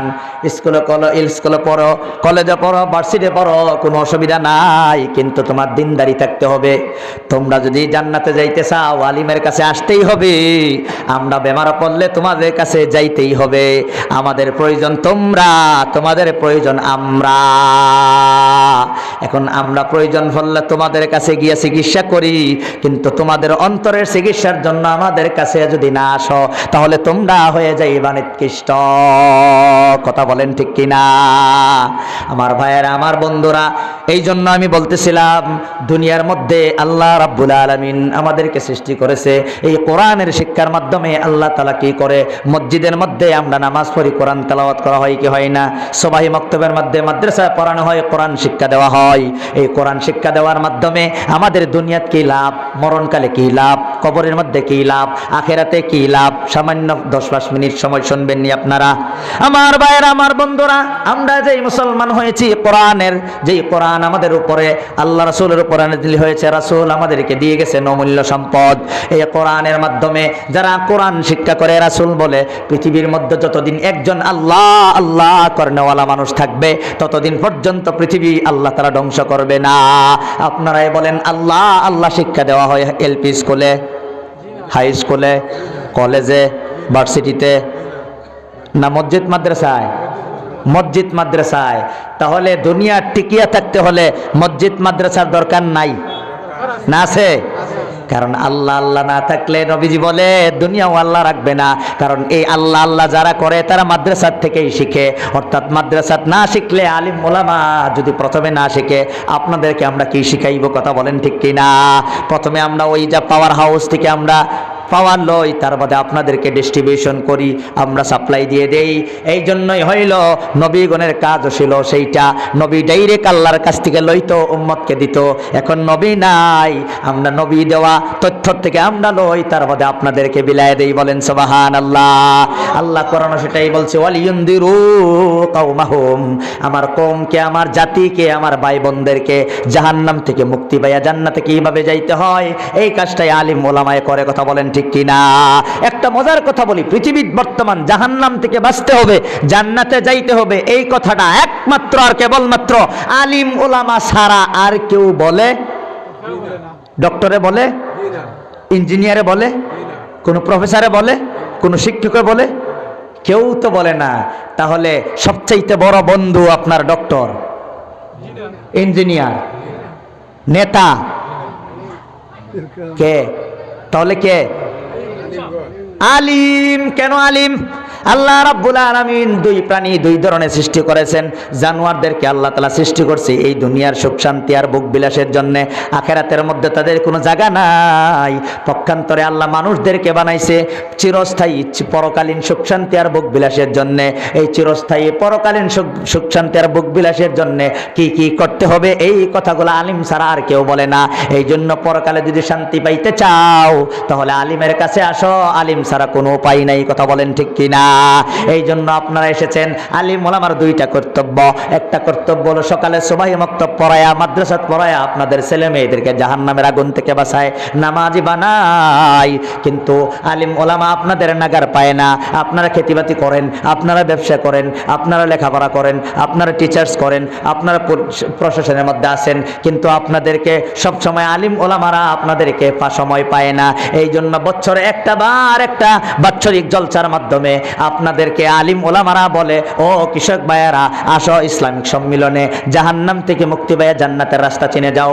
ও ডক্টর ইঞ্জিনিয়ার সাহেবরা তোমরাও আসো সম্মিলনে বসো, জাহান্নাম থেকে মুক্তি পাইয়া জান্নাতের রাস্তা তোমরা চিনে যাও। ও স্কুল কলেজ ইউনিভার্সিটির ছাত্র ছাত্রীরা তোমরাও আসো, জাহান্নামের আগুন থেকে কিভাবে মুক্তি পাইয়া জান্নাতে যাইবা তোমরা শিখে যাও। ও ব্যবসায়ী ভাইয়েরা সারাদিন ব্যবসার মধ্যে থাকো, 1 বছর থাকো, কিন্তু একটা দিন আসিয়া শিখে যাও জাহান্নাম থেকে মুক্তি পাইয়া জান্নাতে যাওয়ার রাস্তা। এই জন্যই বছরে একটা বার এই জলসার মাধ্যমে গোটা ছোট ছোট ছেলে মেয়েদেরকে মসজিদের বারান্দায় এবং আপনাদেরকে এই জলসার প্যান্ডেলের তলে বসায়া সমস্ত গোটা জাতিকে ওয়ালিয়ুনদিরু কওমাহুম, কওমটারে, গোটা কওমটারে, শিক্ষিত অশিক্ষিত মূর্খ যা কিছু আছে, উন্নত ধনী গরিব অসহায় দুঃখী সুখী সব মানুষ যাতে জান্নাতে যাইতে পারে, এই জন্যই উলামায়ে কেরামে এই কমিটিকে, মসজিদ কমিটি, মাদ্রাসা কমিটি বছরে একটা বার জলসা দিয়ে আপনাদেরকে বাঁচাইতে চায়। আপনারা খুশি না বেজার? আলহামদুলিল্লাহ। অনেক মানুষে বলে একবারে প্রত্যেক মসজিদে মসজিদে জলসা হয়। আরে এটা তোমার ভালোর জন্য, এটা তুমি জানো না?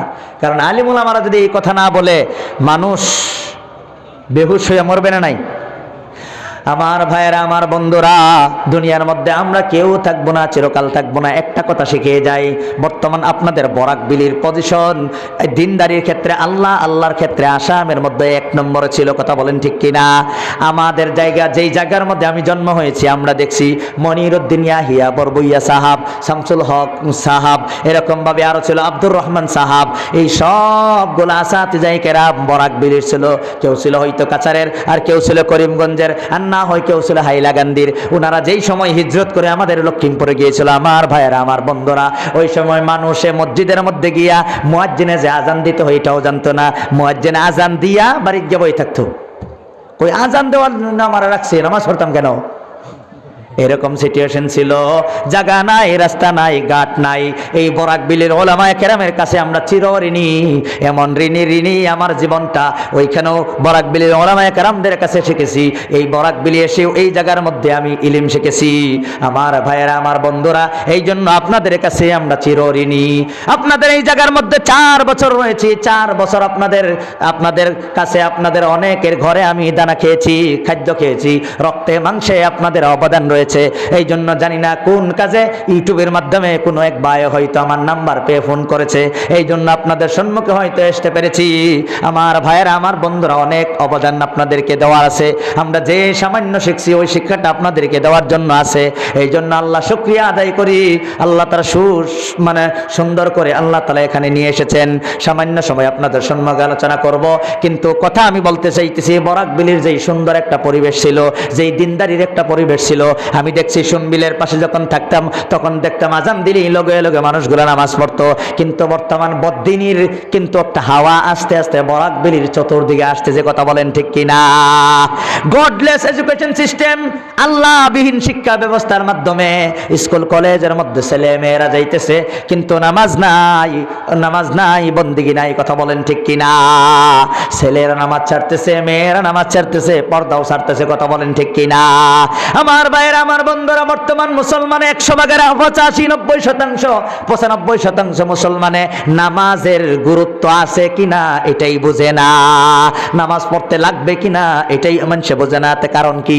কারণ হইল নামাজ না শিখাইয়া, অজু গোসল না শিখাইয়া, হালাল হারাম না শিখাইয়া তাদেরকে দোকানদারির মধ্যে লাগাইয়া দেয়, কথা বলেন ঠিক কিনা?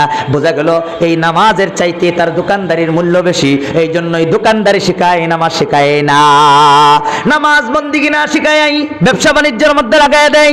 বোঝা গেল ব্যবসা বাণিজ্য তার কাছে আদরের, নামাজ কিন্তু আদরের না। এই জন্যই নামাজ তারা পড়ে না।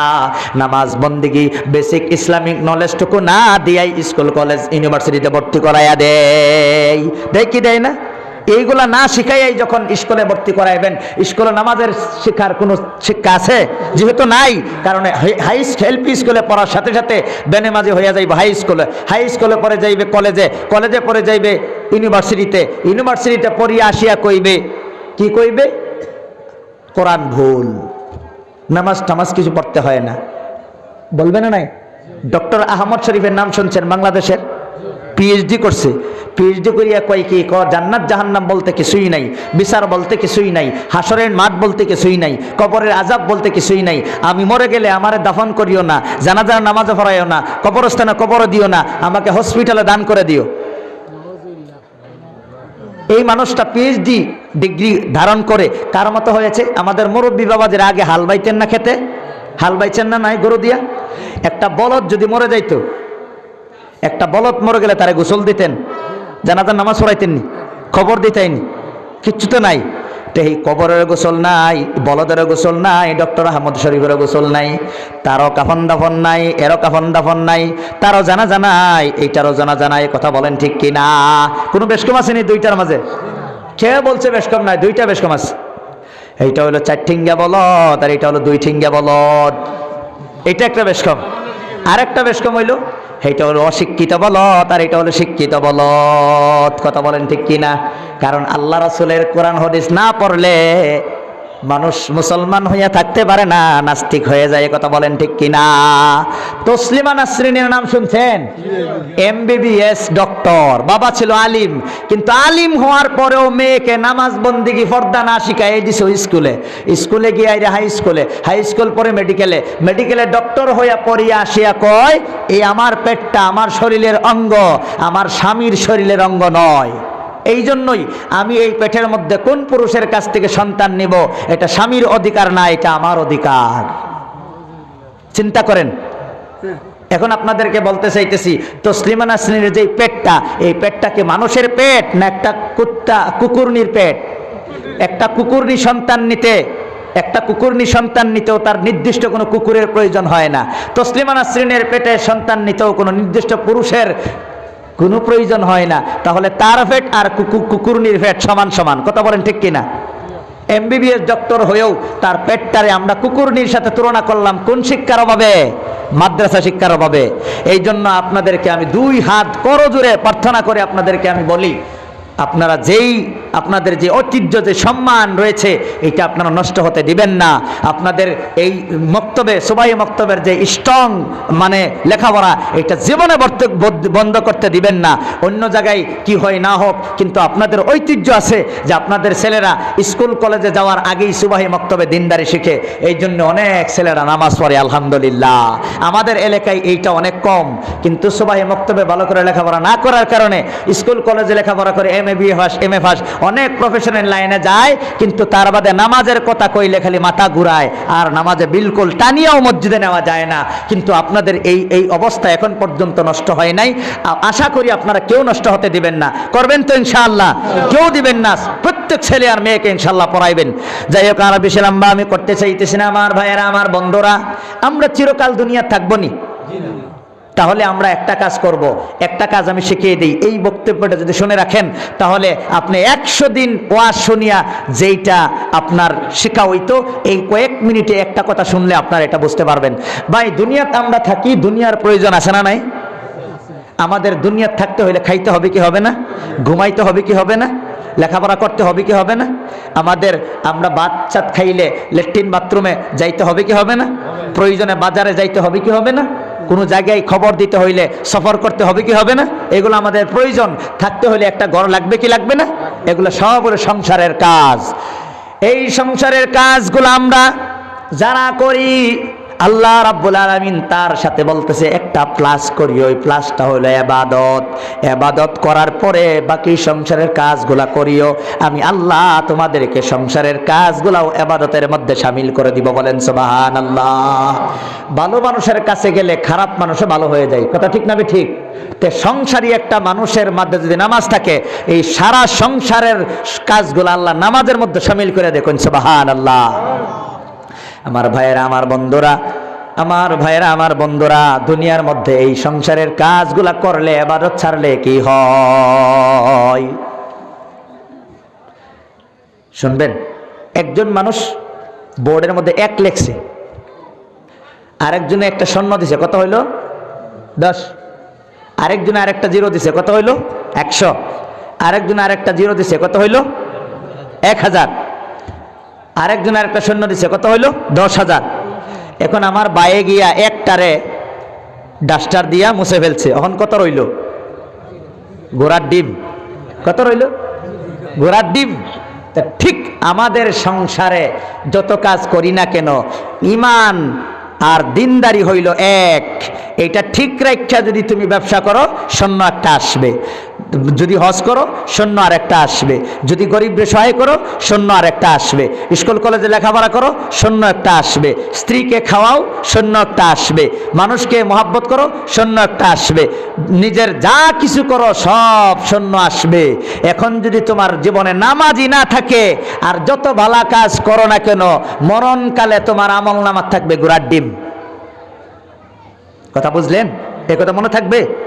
যাই, বাস আমার লাস্ট একটা কথা, আমি আর বেশি বক্তব্য দিব না। একটা হাদিস তেলাওয়াত করছিলাম, জান্নাতে যাওয়ার রাস্তা 4টা। কয়টা? 4টা। 1 নম্বর হলো আল্লাহ রাসূল বলে, কোন আলিমানা আলিম হও, আলিম হইলে তুমি জান্নাতে যাইতে পারবা। 1 নম্বরে তুমি জান্নাতে যাইতে পারবা। এখন প্রশ্ন হইল, সবাই তো আলিম হইতে পারে না। আল্লাহ রাসূল বাদে বলে, আলিম হইতে না পারলেও আরেকটা রাস্তা আছে, আও মুতাআল্লিমান, আলিমের ছাত্র হও। এই যে আজকে আলিম ওলামারা এখানে বসে আছেন, আপনারা আলিমের ছাত্র হয়েছেন। এই যে আলিমের ছাত্র হওয়ার মাধ্যমে আপনারা 2 নম্বর জান্নাতের ক্যাটাগরি। বলেন সুবহানাল্লাহ।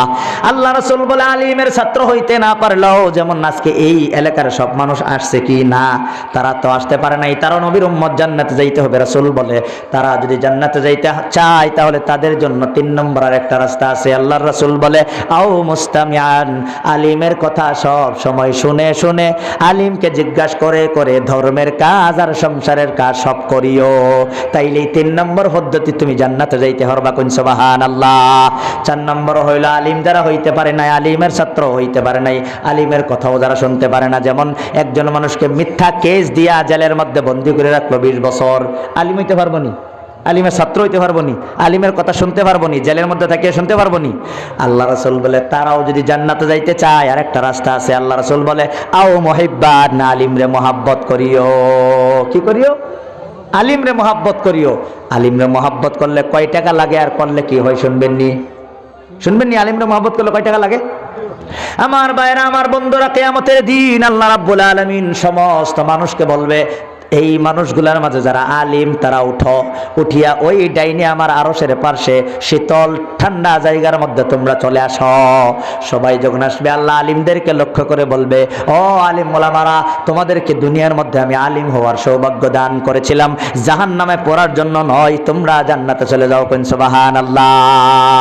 ওই সময় জান্নাতে যারা যাইতে থাকবে, কিছু গুনাহগার মানুষ রাস্তার মধ্যে দাঁড়িয়ে থাকবে আর বলবে, ও আলিম, ও হুজুর, আপনি জান্নাতে যাইতেছেন, যান, আমার একটা কথা শুনে যান। কি কথা? এই কথা শুনি আলিমে জান্নাতে যাওয়া বলবে যে আমি আমার জান্নাতে লাগে 2 মিনিট পরেই যাই, কিন্তু দেখি গুনাহগার বাইটারে কিছু করা যায় কিনা। দুনিয়ার তো অনেক বুঝাইছি, কথা শুনে নাই। তবলিগের মাধ্যমে বুঝাইছি, কথা শুনে নাই। ওয়াজের মাধ্যমে বুঝাইছি, কথা শুনে নাই। অনেক প্রকারে গিয়া কইছি, কথা মানে নাই। দেখি আজকে কিছু করা যায় কিনা।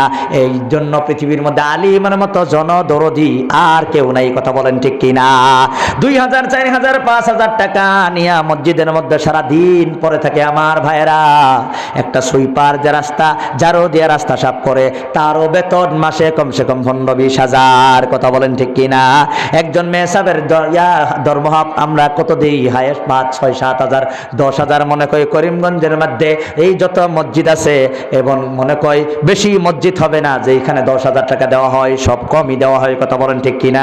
খালি শুধু এই ভাইরাস আপনাদের করিমগঞ্জে না, সারা দুনিয়ার মধ্যে এই ভাইরাস। সব জায়গায় আমরা আলিম ওলামাকে আমরা দেই না, কারণ আমার ভাইয়েরা, আমার বন্ধুরা, এই উচ্চ মূল্যনীতির কারণে একজন আলিম আজকে অপারক হইয়া কিছু বলতেও পারে না, কিছু করতেও পারে না। মা বাবা বেমার, চিকিৎসা করতে পারে না, ছেলে মেয়েকে লেখাপড়াও করাইতে পারে না, নিজের বিবিকে ন্যূনতম যেই জিনিসগুলো লাগে এইগুলাও দিতে পারে না। আস্তে আস্তে করে তার মন মানসিকতা ভেঙে যায়। তখন ওই আলিমটা আর দুনিয়ার মধ্যে মনোযোগ দিয়া ছেলে মেয়েকে আর কোরআন শরীফ পড়াইতে পারে না। ব্যবসার দান্দার মধ্যে তারা বাহির হয়ে যায়। এই জন্য ভালো ভালো আলিম বর্তমান মসজিদে থাকে না, তারা ব্যবসার মধ্যে গিয়া ওই দিকে চলে যায়। কিন্তু এর কারণে আমাদের সমাজের মধ্যে অনেক ক্ষতি হচ্ছে। কথা বলেন ঠিক কিনা? মসজিদের মধ্যে যেই সমস্ত ওলামায়ে কেরাম থাকে, অনেক কষ্ট করে থাকে, কিন্তু তাদেরকে আমরা মহাব্বত করি না। কিন্তু আপনাদের ছেলে মেয়েকে জাহান্নামের আগুন থেকে বাঁচানোর তারা শিক্ষা দেয়। ফরজ নামাজ পড়ানোর মাধ্যমে আপনাদেরকে জান্নাতে যাওয়ার সুযোগ করে দেয়। আলিম ওলামা আপনারা মরলে কবরটা গিয়া খনন করে, কবরটা খনন করে আপনাদের জানাজার নামাজ পড়ে আপনার জন্য কান্দে। এমন জনদরদি আর পৃথিবীর মধ্যে আলিম ছাড়া কেউ পাবেন না। যে আলিমদেরকে রাসূল বলেছে তারা হলো আমার ওয়ারিশগণ, তারা ওয়ারিশদার। আমার ভাইয়েরা, আমার বন্ধুরা, আলিম যখন যাইতে দেখবে, যখন বলবে হুজুর একটা কথা শুনে যান, তখন বলবে কি কথা? তখন বলবে যে হুজুর, দুনিয়ার মধ্যে আমি আপনাকে মহাব্বত করতাম। কয় নম্বর রাস্তা? 4 নম্বর। মহাব্বত করতাম। আলিম বলবে মহাব্বত তো করছো, ঠিক আছে, আজকে প্রমাণ ছাড়া আল্লাহ কিচ্ছু বিশ্বাস করবে না, প্রমাণ কি? তখন বলবে হুজুর, জীবনে আমি একদিন খুশি হইয়া মহাব্বত করে আপনাকে 1 গ্লাস পানি খাওয়াইছিলাম। আরেকজন বলবে আমি 1 বদনা ওজোর পানি দিয়েছিলাম। আজকে আমি এসে প্রথমে ওই নানাজের বাড়িতে আমি রয়েছি, সর্বপ্রথম পানি দিয়েছে, তারপরে ফল ফ্রুটস খেয়েছি, আরাম করেছি। তার বাদে আমার এই যে ভাই ফার্মাসি করে, ওনার নাম কি? জি, মইনুল হক, এত সুন্দর মেহমানদারি করলো ভাইয়েরা আমার। এই যে এইগুলা যে মেহমানদারি করেছে, এগুলা মহাব্বতের লক্ষণ না দুশ্মনীর লক্ষণ? আপনারা ঠান্ডার মধ্যে বসে আমাদেরকে উপরে বসায় রাখছেন, এগুলা মহাব্বত না দুশ্মনী? কিয়ামতের দিন ভাইয়েরা বলতে পারবেন যে হুজুর কিচ্ছু করতে পারি নাই, আল্লাহ যদি আমাদেরকে মহাব্বত করে, যদি এই গোলামের ঘরের গুনাহ সবচাইতে বড় গুনাহগার আমি, আমাদেরকে যদি আল্লাহ মহাব্বত করে একটু জায়গা যদি কোনোদিন দেয়, তাহলে কিছু গুনাহগার আপনারা যদি কোনোদিন ধরেন বিপদ যদি পড়ে যান, নিশ্চয়ই বলতে পারবেন হুজুর একটা কথা শুনে যান। কি কথা? মহাব্বত করছিলাম। কি মহাব্বত? আপনি যে বসেছিলেন চেয়ারে, আমরা মাটির মধ্যে বসে 1.5-2 ঘন্টা সময় আপনাদের দিকে আমি চামড়া চাই আসলাম, আপনার কথা শুনছিলাম। এগুলা মহাব্বত না দুশ্মনী? যারা চলে গেল এরা মহাব্বত করলো না দুশ্মনী করলো? আল্লাহ রাসূল বলে ওয়ালা তাকুন খামিসান, 5 নম্বরটা তোমরা হইও না। 5 নম্বরটা কি? আলিমের সাথে দুশমনি করা হইলে 5 নম্বর। এইটা আল্লাহ ওয়া রাসূল বলতেছে আলিমের সাথে দুশমনি করলে ফাতাহলিক, তোমরা ধ্বংস হয়ে যাইবা, জীবনে জান্নাত নসিব হবে না। আমার ভাইয়েরা, আমার বন্ধুরা, এই সময় আল্লাহ তাআলা জিজ্ঞাসা করবে তারা যে বলতেছে তোমাদেরকে মহব্বত করতো কথা হাসানি, আলিম ওলামা সাক্ষী দিবে হ আল্লাহ হাসা, এটা তারা করেছিল। আল্লাহ বলবে এরা গুনাহগার, এদেরকে জাহান্নামে যাওয়ার জন্য আমি অর্ডার দিয়েছি, যাও যাও যাও, আমি ক্ষমা করে দিলাম, তোমরাও যাও, এদেরকে হাতে ধরিয়া জান্নাতে নিয়ে যাও। কোন সুবহানাল্লাহ। আমার ভাইয়েরা, আমার বন্ধুরা, পৃথিবীতে আমরা চিরকাল থাকবো না, হয়তো কে কোনোদিন থাকবে। কার কার মা নাই, কার কার বাবা নাই, ভাই একটু হাত উঁচু করে দেখায় দিন।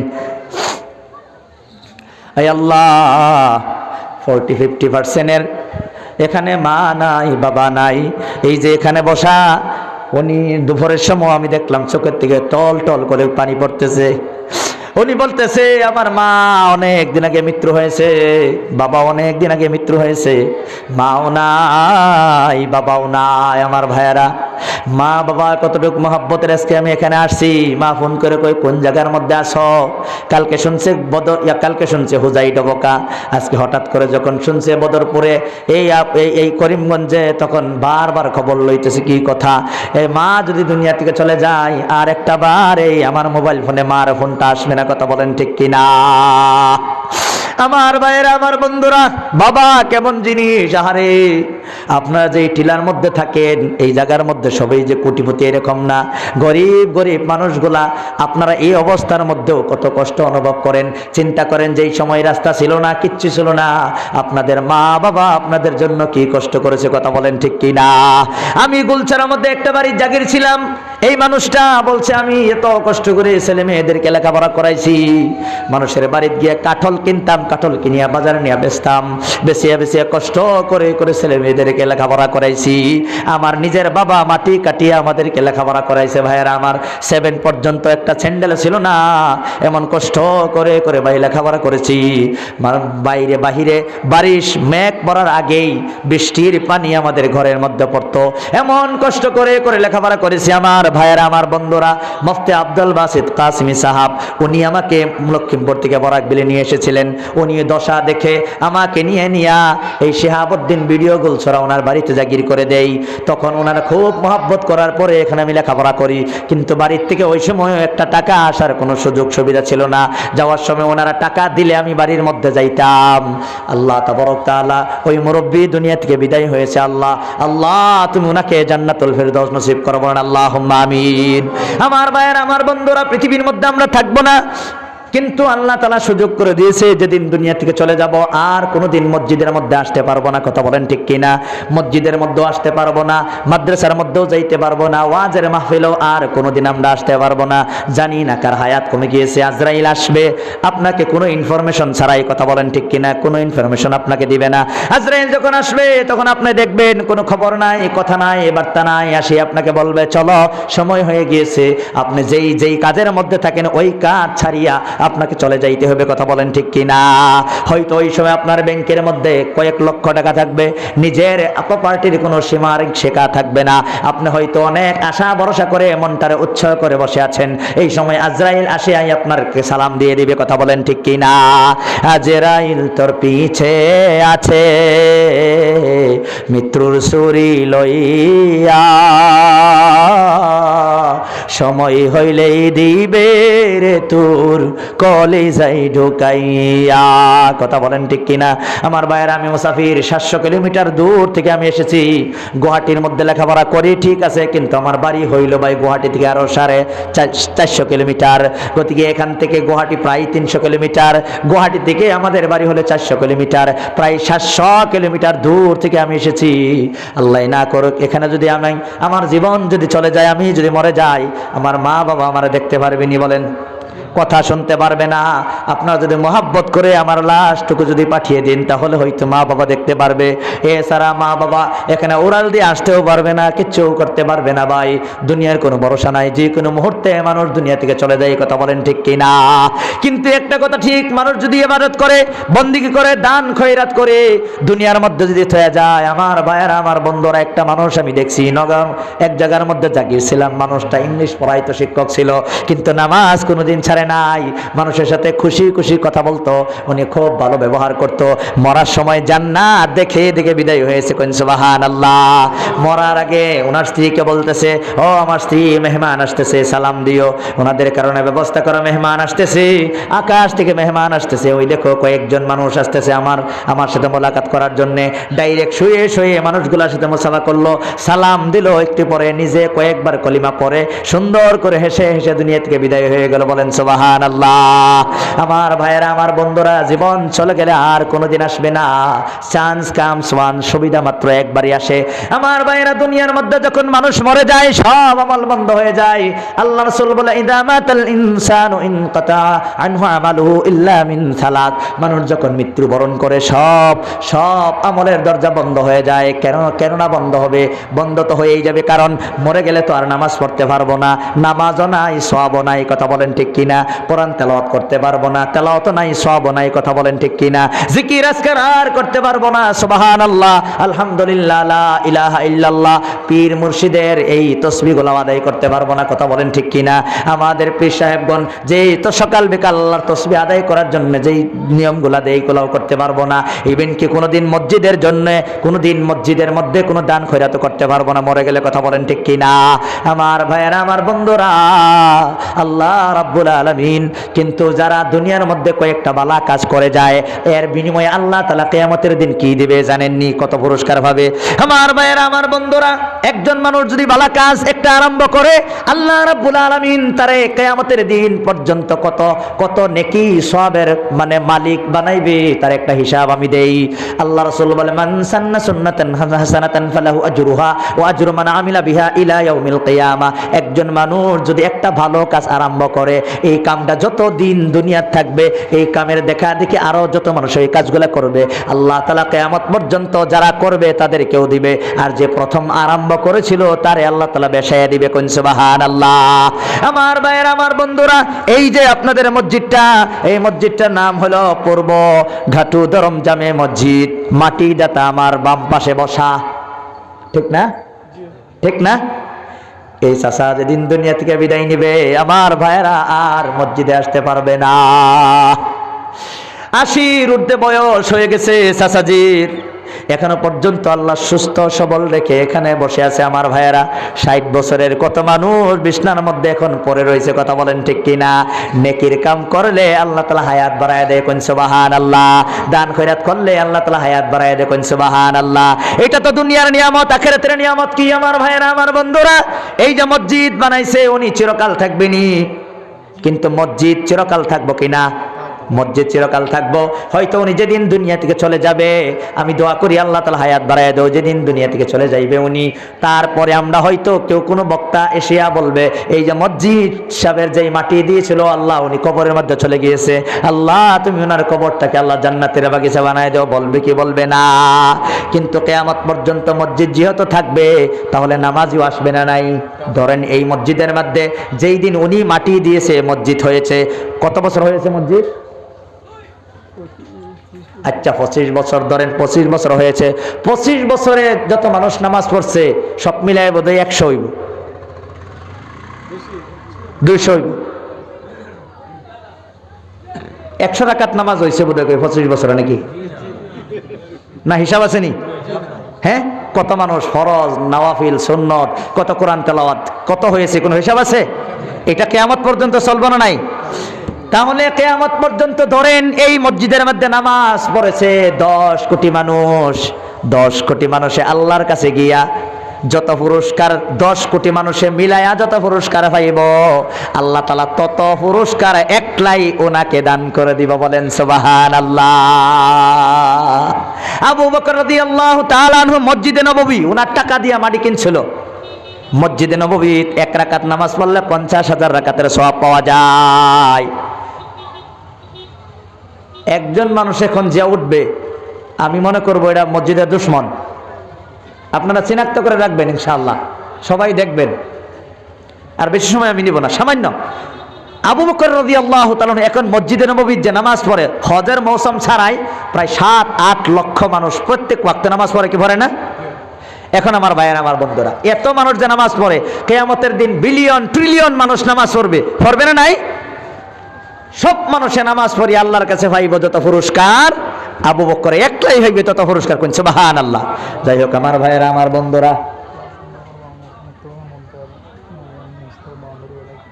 আচ্ছা আচ্ছা, আমার ভাইয়েরা, আমার বন্ধুরা, এই যে আমি আমার বক্তব্যের মধ্যে আপনারা যা শুনছেন, কি বুঝলেন? সুবাহি বক্তব্যের দরকার আছে না নাই? সুবাহি বক্তব্য যদি না থাকে, আপনারা কবর গেলে ছেলে মেয়েরা আপনাদের জন্য কোনো কোরআন পড়িয়া ফাটাইবনি, জিকির করিয়া ফাটাইবনি। তারা যখন দিনদারি থাকতো না, তখন কোনোদিন মসজিদের দ্বারে কাছে আইবনি, আইতো না। আমার ভাইয়েরা, এই সুবাহি মক্তবগুলো হলো আমাদের শরীরের এই যে রাজহারের মতো। আমার ভাইয়েরা, আমার বন্ধুরা, এই যে মসজিদ বানিয়েছেন, এই মসজিদ হইল আল্লাহর ঘর। আল্লাহ রাসূল বলে, মান বানা লিল্লাহি মসজিদান বানাল্লাহু লাহু বাইতান ফিল জান্নাহ। কেউ যদি দুনিয়ার মধ্যে আল্লাহর একটা ঘর বানায়, আল্লাহ পরকালে থাকার জন্য, আমরা তো ঘর বানাইছি না? বানাইছিনি? কোনো ঘর আসেনি আমাদের, কিন্তু আল্লাহ দয়া করে যারা দুনিয়ার মধ্যে ঘর বানাইবে, আল্লাহ নিজে জান্নাতি কারিগর দিয়া, উন্নত মানের মিস্ত্রি দিয়া, আল্লাহ তাআলা জান্নাতের মধ্যে একটা ইটা স্বর্ণের আর একটা ইটার উপার মাঝের মধ্যে আল্লাহ সিমেন্ট দেবে মিশকে আম্বরের সুগন্ধি। কোন সুবহানাল্লাহ। এমন ভাবে আল্লাহ তাআলা ঘর বানায় দিবে। আমার ভাইয়েরা, আমার বন্ধুরা, আমার ভাইয়েরা, আমার বন্ধুরা, এই যে একটা মসজিদ বানাইছেন, মসজিদের চতুর্পাশে বাউন্ডারি নাই, মসজিদের হেফাজতের দরকার আছে না নাই? কথা বলেন, আছে না নাই? মসজিদের বাউন্ডারিটা নাই। আর এই দিকে মনে করি সুবাহি মক্তবের জন্য, এটা কি কি এর জন্য বানাইছেন? এটা কি? এটা লেট্রিন না? আর একটা সুবাহি মক্তব কোন দিকে? সুবাহি ঘর কোন দিকে বানাইবেন? সুবাহি কোন দিকে বানাইবেন? এইদিকে, এইদিকে না? যাই হোক ভাইয়ারা, আমার বন্ধুরা, আমার জীবনে আমরা কোনোদিন থাকবো না, কার মা নাই, কার বাবা নাই, অনেক দিন হয়ে গেল, চলে হয়ে গেছে। আমার ভাইয়েরা, আমি আপনাদের সম্মুখে কোরআনের 2টা হাত আমি বাড়াইতে চাইতেছি। আল্লাহ কেউ আসতে একজন মানুষে এখন উঠবেন না। আমি আপনাদের যারা এখানে আছেন, অনেক মুরব্বীরা আছেন, অনেক যুবক ভাইয়েরা আছো, অনেক আল্লাহ তাবারক তাআলা ইজ্জতি সম্মানী মানুষ আপনারা এখানে বসেছেন। আমি এই যে মসজিদের ভাই আমাকে ইমাম সাহেব বলছে, ইমাম হলো আপনাদের নেতা, আপনাদের এখানে মসজিদ। দুনিয়াত আপনারা যখন চলে যাইবেন, মসজিদ কিন্তু থাকবো। কবরের মধ্যে শুয়ে শুয়ে ডেইলি আল্লাহ তাআলা পেনশন দিতে থাকবে। কোন সুবহানাল্লাহ। চাকরি যারা করে, চাকরি শেষ হইলে পেনশন পায় কি? পায় না। আপনি নামাজ পড়লে তো ডাইরেক্ট পেনশন পাইতেন, সব পাইতেন, মরে গেলে আর পাইতেন না, কিন্তু আল্লাহ তাআলা পেনশন দিতে থাকবে। কোন সুবহানাল্লাহ। আমার ভাইয়েরা, আমার বন্ধুরা, এই মসজিদটার চতুর্দিকে একটা বাউন্ডারি হবে এবং একটা সুবাহি মক্তব হবে। আব্দুল জব্বার গাড়ুদুরুলের মাদ্রাসার সেক্রেটারি, বউ পাবি রে প্রতি ঘরে ঘরে, বউ হারালে বউ পাবি রে প্রতি ঘরে ঘরে, মা হারালে মা পাবি না হাজার সাধনা করে, তাই বউয়ের কথাই করো না হাই মাকে অপমান, তোমার দেহের রক্ত মাংস মায়ের অবদান। কথা বলেন ঠিক কিনা? সেই মা আজকে বাইরে চলে গিয়েছে। আল্লাহ আপনি কি দিবেন ইনশাআল্লাহ? عاقبة للمتقين والصلاة والسلام على سيد الأنبياء والمرسلين وعلى آله وأصحابه أجمعين. ربنا آتنا في الدنيا حسنة وفي الآخرة حسنة وقنا عذاب النار. رب العالمين يا الله, মাগরিবের পর থেকে নিয়ে আল্লাহ দিনের বেলাও এখন মাগরিবের পর থেকে নিয়ে এখন পর্যন্ত আল্লাহ লম্বা টাইম আল্লাহ এই জায়গার বাবাজিরা, মুরব্বীরা, আল্লাহ যুবক ভাইয়েরা, আল্লাহ উলামায়ে কেরাম, আল্লাহ সর্বস্তরের মানুষ, আল্লাহ এত সময় ধরে আল্লাহ তোমার মহব্বতে, রাসূলের মহব্বতে আল্লাহ বসে আছে গো আল্লাহ। আমি মুসাফির মানুষ, কিছু দোয়া করবো আল্লাহ, আমি গুনাহগার। আল্লাহ তুমি এখানে নিয়ে এসেছ, আর জীবনে আসতে পারবো কিনা জানি না গো আল্লাহ। যে চেহারাগুলা দেখাইলা কিয়ামতের দিন আল্লাহ তুমি সবাই চেহারাগুলা জান্নাতের চেহারা তুমি বানায় দিও। বড় আশা করে হাত তুলছি আল্লাহ, আমরা গুনাহগার, জীবনে আর হাত তুলতে পারি কিনা জানি না। আল্লাহ তুমি আমাদের গুনাহগুলো ক্ষমা করে দাও। আল্লাহ আল্লাহ জানি না আল্লাহ কোন দিন দুনিয়া থেকে চলে যাই, হয়তো আমার কাফনের কাপড়গুলো বাজারের মধ্যে চলে এসেছে। যে সাবন দিয়ে গোসল দেওয়া হবে সাবন গুলা বাজারের মধ্যে চলে এসেছে। আল্লাহ যেই জায়গার মধ্যে আমার কবর হবে সেই জায়গাটা নির্দিষ্ট হয়ে দেয়া রয়েছে। আল্লাহ জীবনের মতো দুনিয়া ছেড়ে চলে যাইব, একা একা থাকবো, কবরে কেউ যাইবে না। আল্লাহ এই জন্যে তোমার কাছে আল্লাহ বড় আশা করে হাতটা উঠাইতেছে। আল্লাহ জীবনের সমস্ত গুনাহগুলা ক্ষমা করে দাও, শিরিক বেদাত আল্লাহ সগীরা কবিরা যত গুনাহ করে ফেলছি শয়তানের আল্লাহ ধোঁকায়, আল্লাহ নফসের ধোঁকায় আল্লাহ যত গুনাহ করে ফেলছি, আল্লাহ তুমি যদি ক্ষমা না করো আর কে আছে তোমার স্যার, আল্লাহ ক্ষমা করে দিও। এখানের মানুষগুলা তোমার এই মসজিদের জন্য বাউন্ডারির জন্য সুবাহি মুক্তবের ঘরের জন্য প্রাণ খুলে যারা দান করলো, অনেকেরই মা নাই, অনেকেরই বাবা নাই, চোখ দিয়া পানিগুলো পড়তেছিল, লাল বলে গিয়েছে, মা রে দেখতে পারে না, মা বলে ডাক দিতে পারে না, বাবা বলে ডাক দিতে পারে না, মা বাবার নামে, দাদা দাদির নামে, নানা নানির নামে, আল্লাহ আত্মীয় স্বজনের নামে যারা দান করলো, আল্লাহ দানগুলা তুমি কবুল মঞ্জুর করো। আল্লাহ বিনিময়ে দুনিয়া আখিরাতের সমস্ত নিয়ামত দিয়ে মালামাল করো। আল্লাহ রব্বুল আলামিন সবার হায়াতে তৈয়বা দান করো মাওলা, বেমার যারা শিফা আজিলা আতা ফরমাও। হায় আল্লাহ আমার মা বোনরা যারা পর্দার আড়ালে হাত তুলছে, আল্লাহ সবাইকে ক্ষমা করে দাও, যাদের মা নাই বাবা নাই গো মাওলা, স্বামীর ঘরের মধ্যে থাকে মা নাই বাবা নাই, এমন এতিম মা বোন যারা রয়েছে, আল্লাহ সবার মা বাবাকে জান্নাতের বাগিচা তুমি বানায় দাও কবরটারে। আল্লাহ আমরা যারা আছি মৃত্যুর সময় আল্লাহ কলিমা পড়ায় পড়ায় দুনিয়া থেকে ওটাই নিও। এই মসজিদকে কবুল ও মঞ্জুর করো। আল্লাহ কিয়ামত পর্যন্ত আমাদের সবাইকে আল্লাহ যতদিন বেঁচে থাকি মসজিদের পক্ষে আল্লাহ থাকাইও, মাদ্রাসার পক্ষে থাকাইও। আল্লাহ এই জায়গার সমস্ত নরনারীকে ক্ষমা করে দাও, যত মানুষ কবর আছে সবাইকে আল্লাহ কবরগুলাকে আল্লাহ তুমি জান্নাতের বাগিচা বানায় দাও। আল্লাহ এই জায়গার উলামায়ে কেরামদের ইজ্জত তুমি বাড়ায় দাও। আল্লাহ ওনাদের আল্লাহ হায়াত তৈয়বা দান করো। মুরব্বীদেরকে আল্লাহ তুমি ক্ষমা করে দাও, ওনাদেরকে আল্লাহ তুমি শান্তি দান করো মাওলা। যুবক ভাইদেরকে আল্লাহ তুমি কবুল ও মঞ্জুর করো। যুবকদের হৃদয়গুলো আল্লাহ ইসলামের খাতিরে আল্লাহ তুমি কবুল ও মঞ্জুর করো। এদেরকে আল্লাহ তুমি শয়তানের দোকাত ফালাইও না, এদেরকে দিন বোঝার আল্লাহ তুমি তৌফিক দান করো।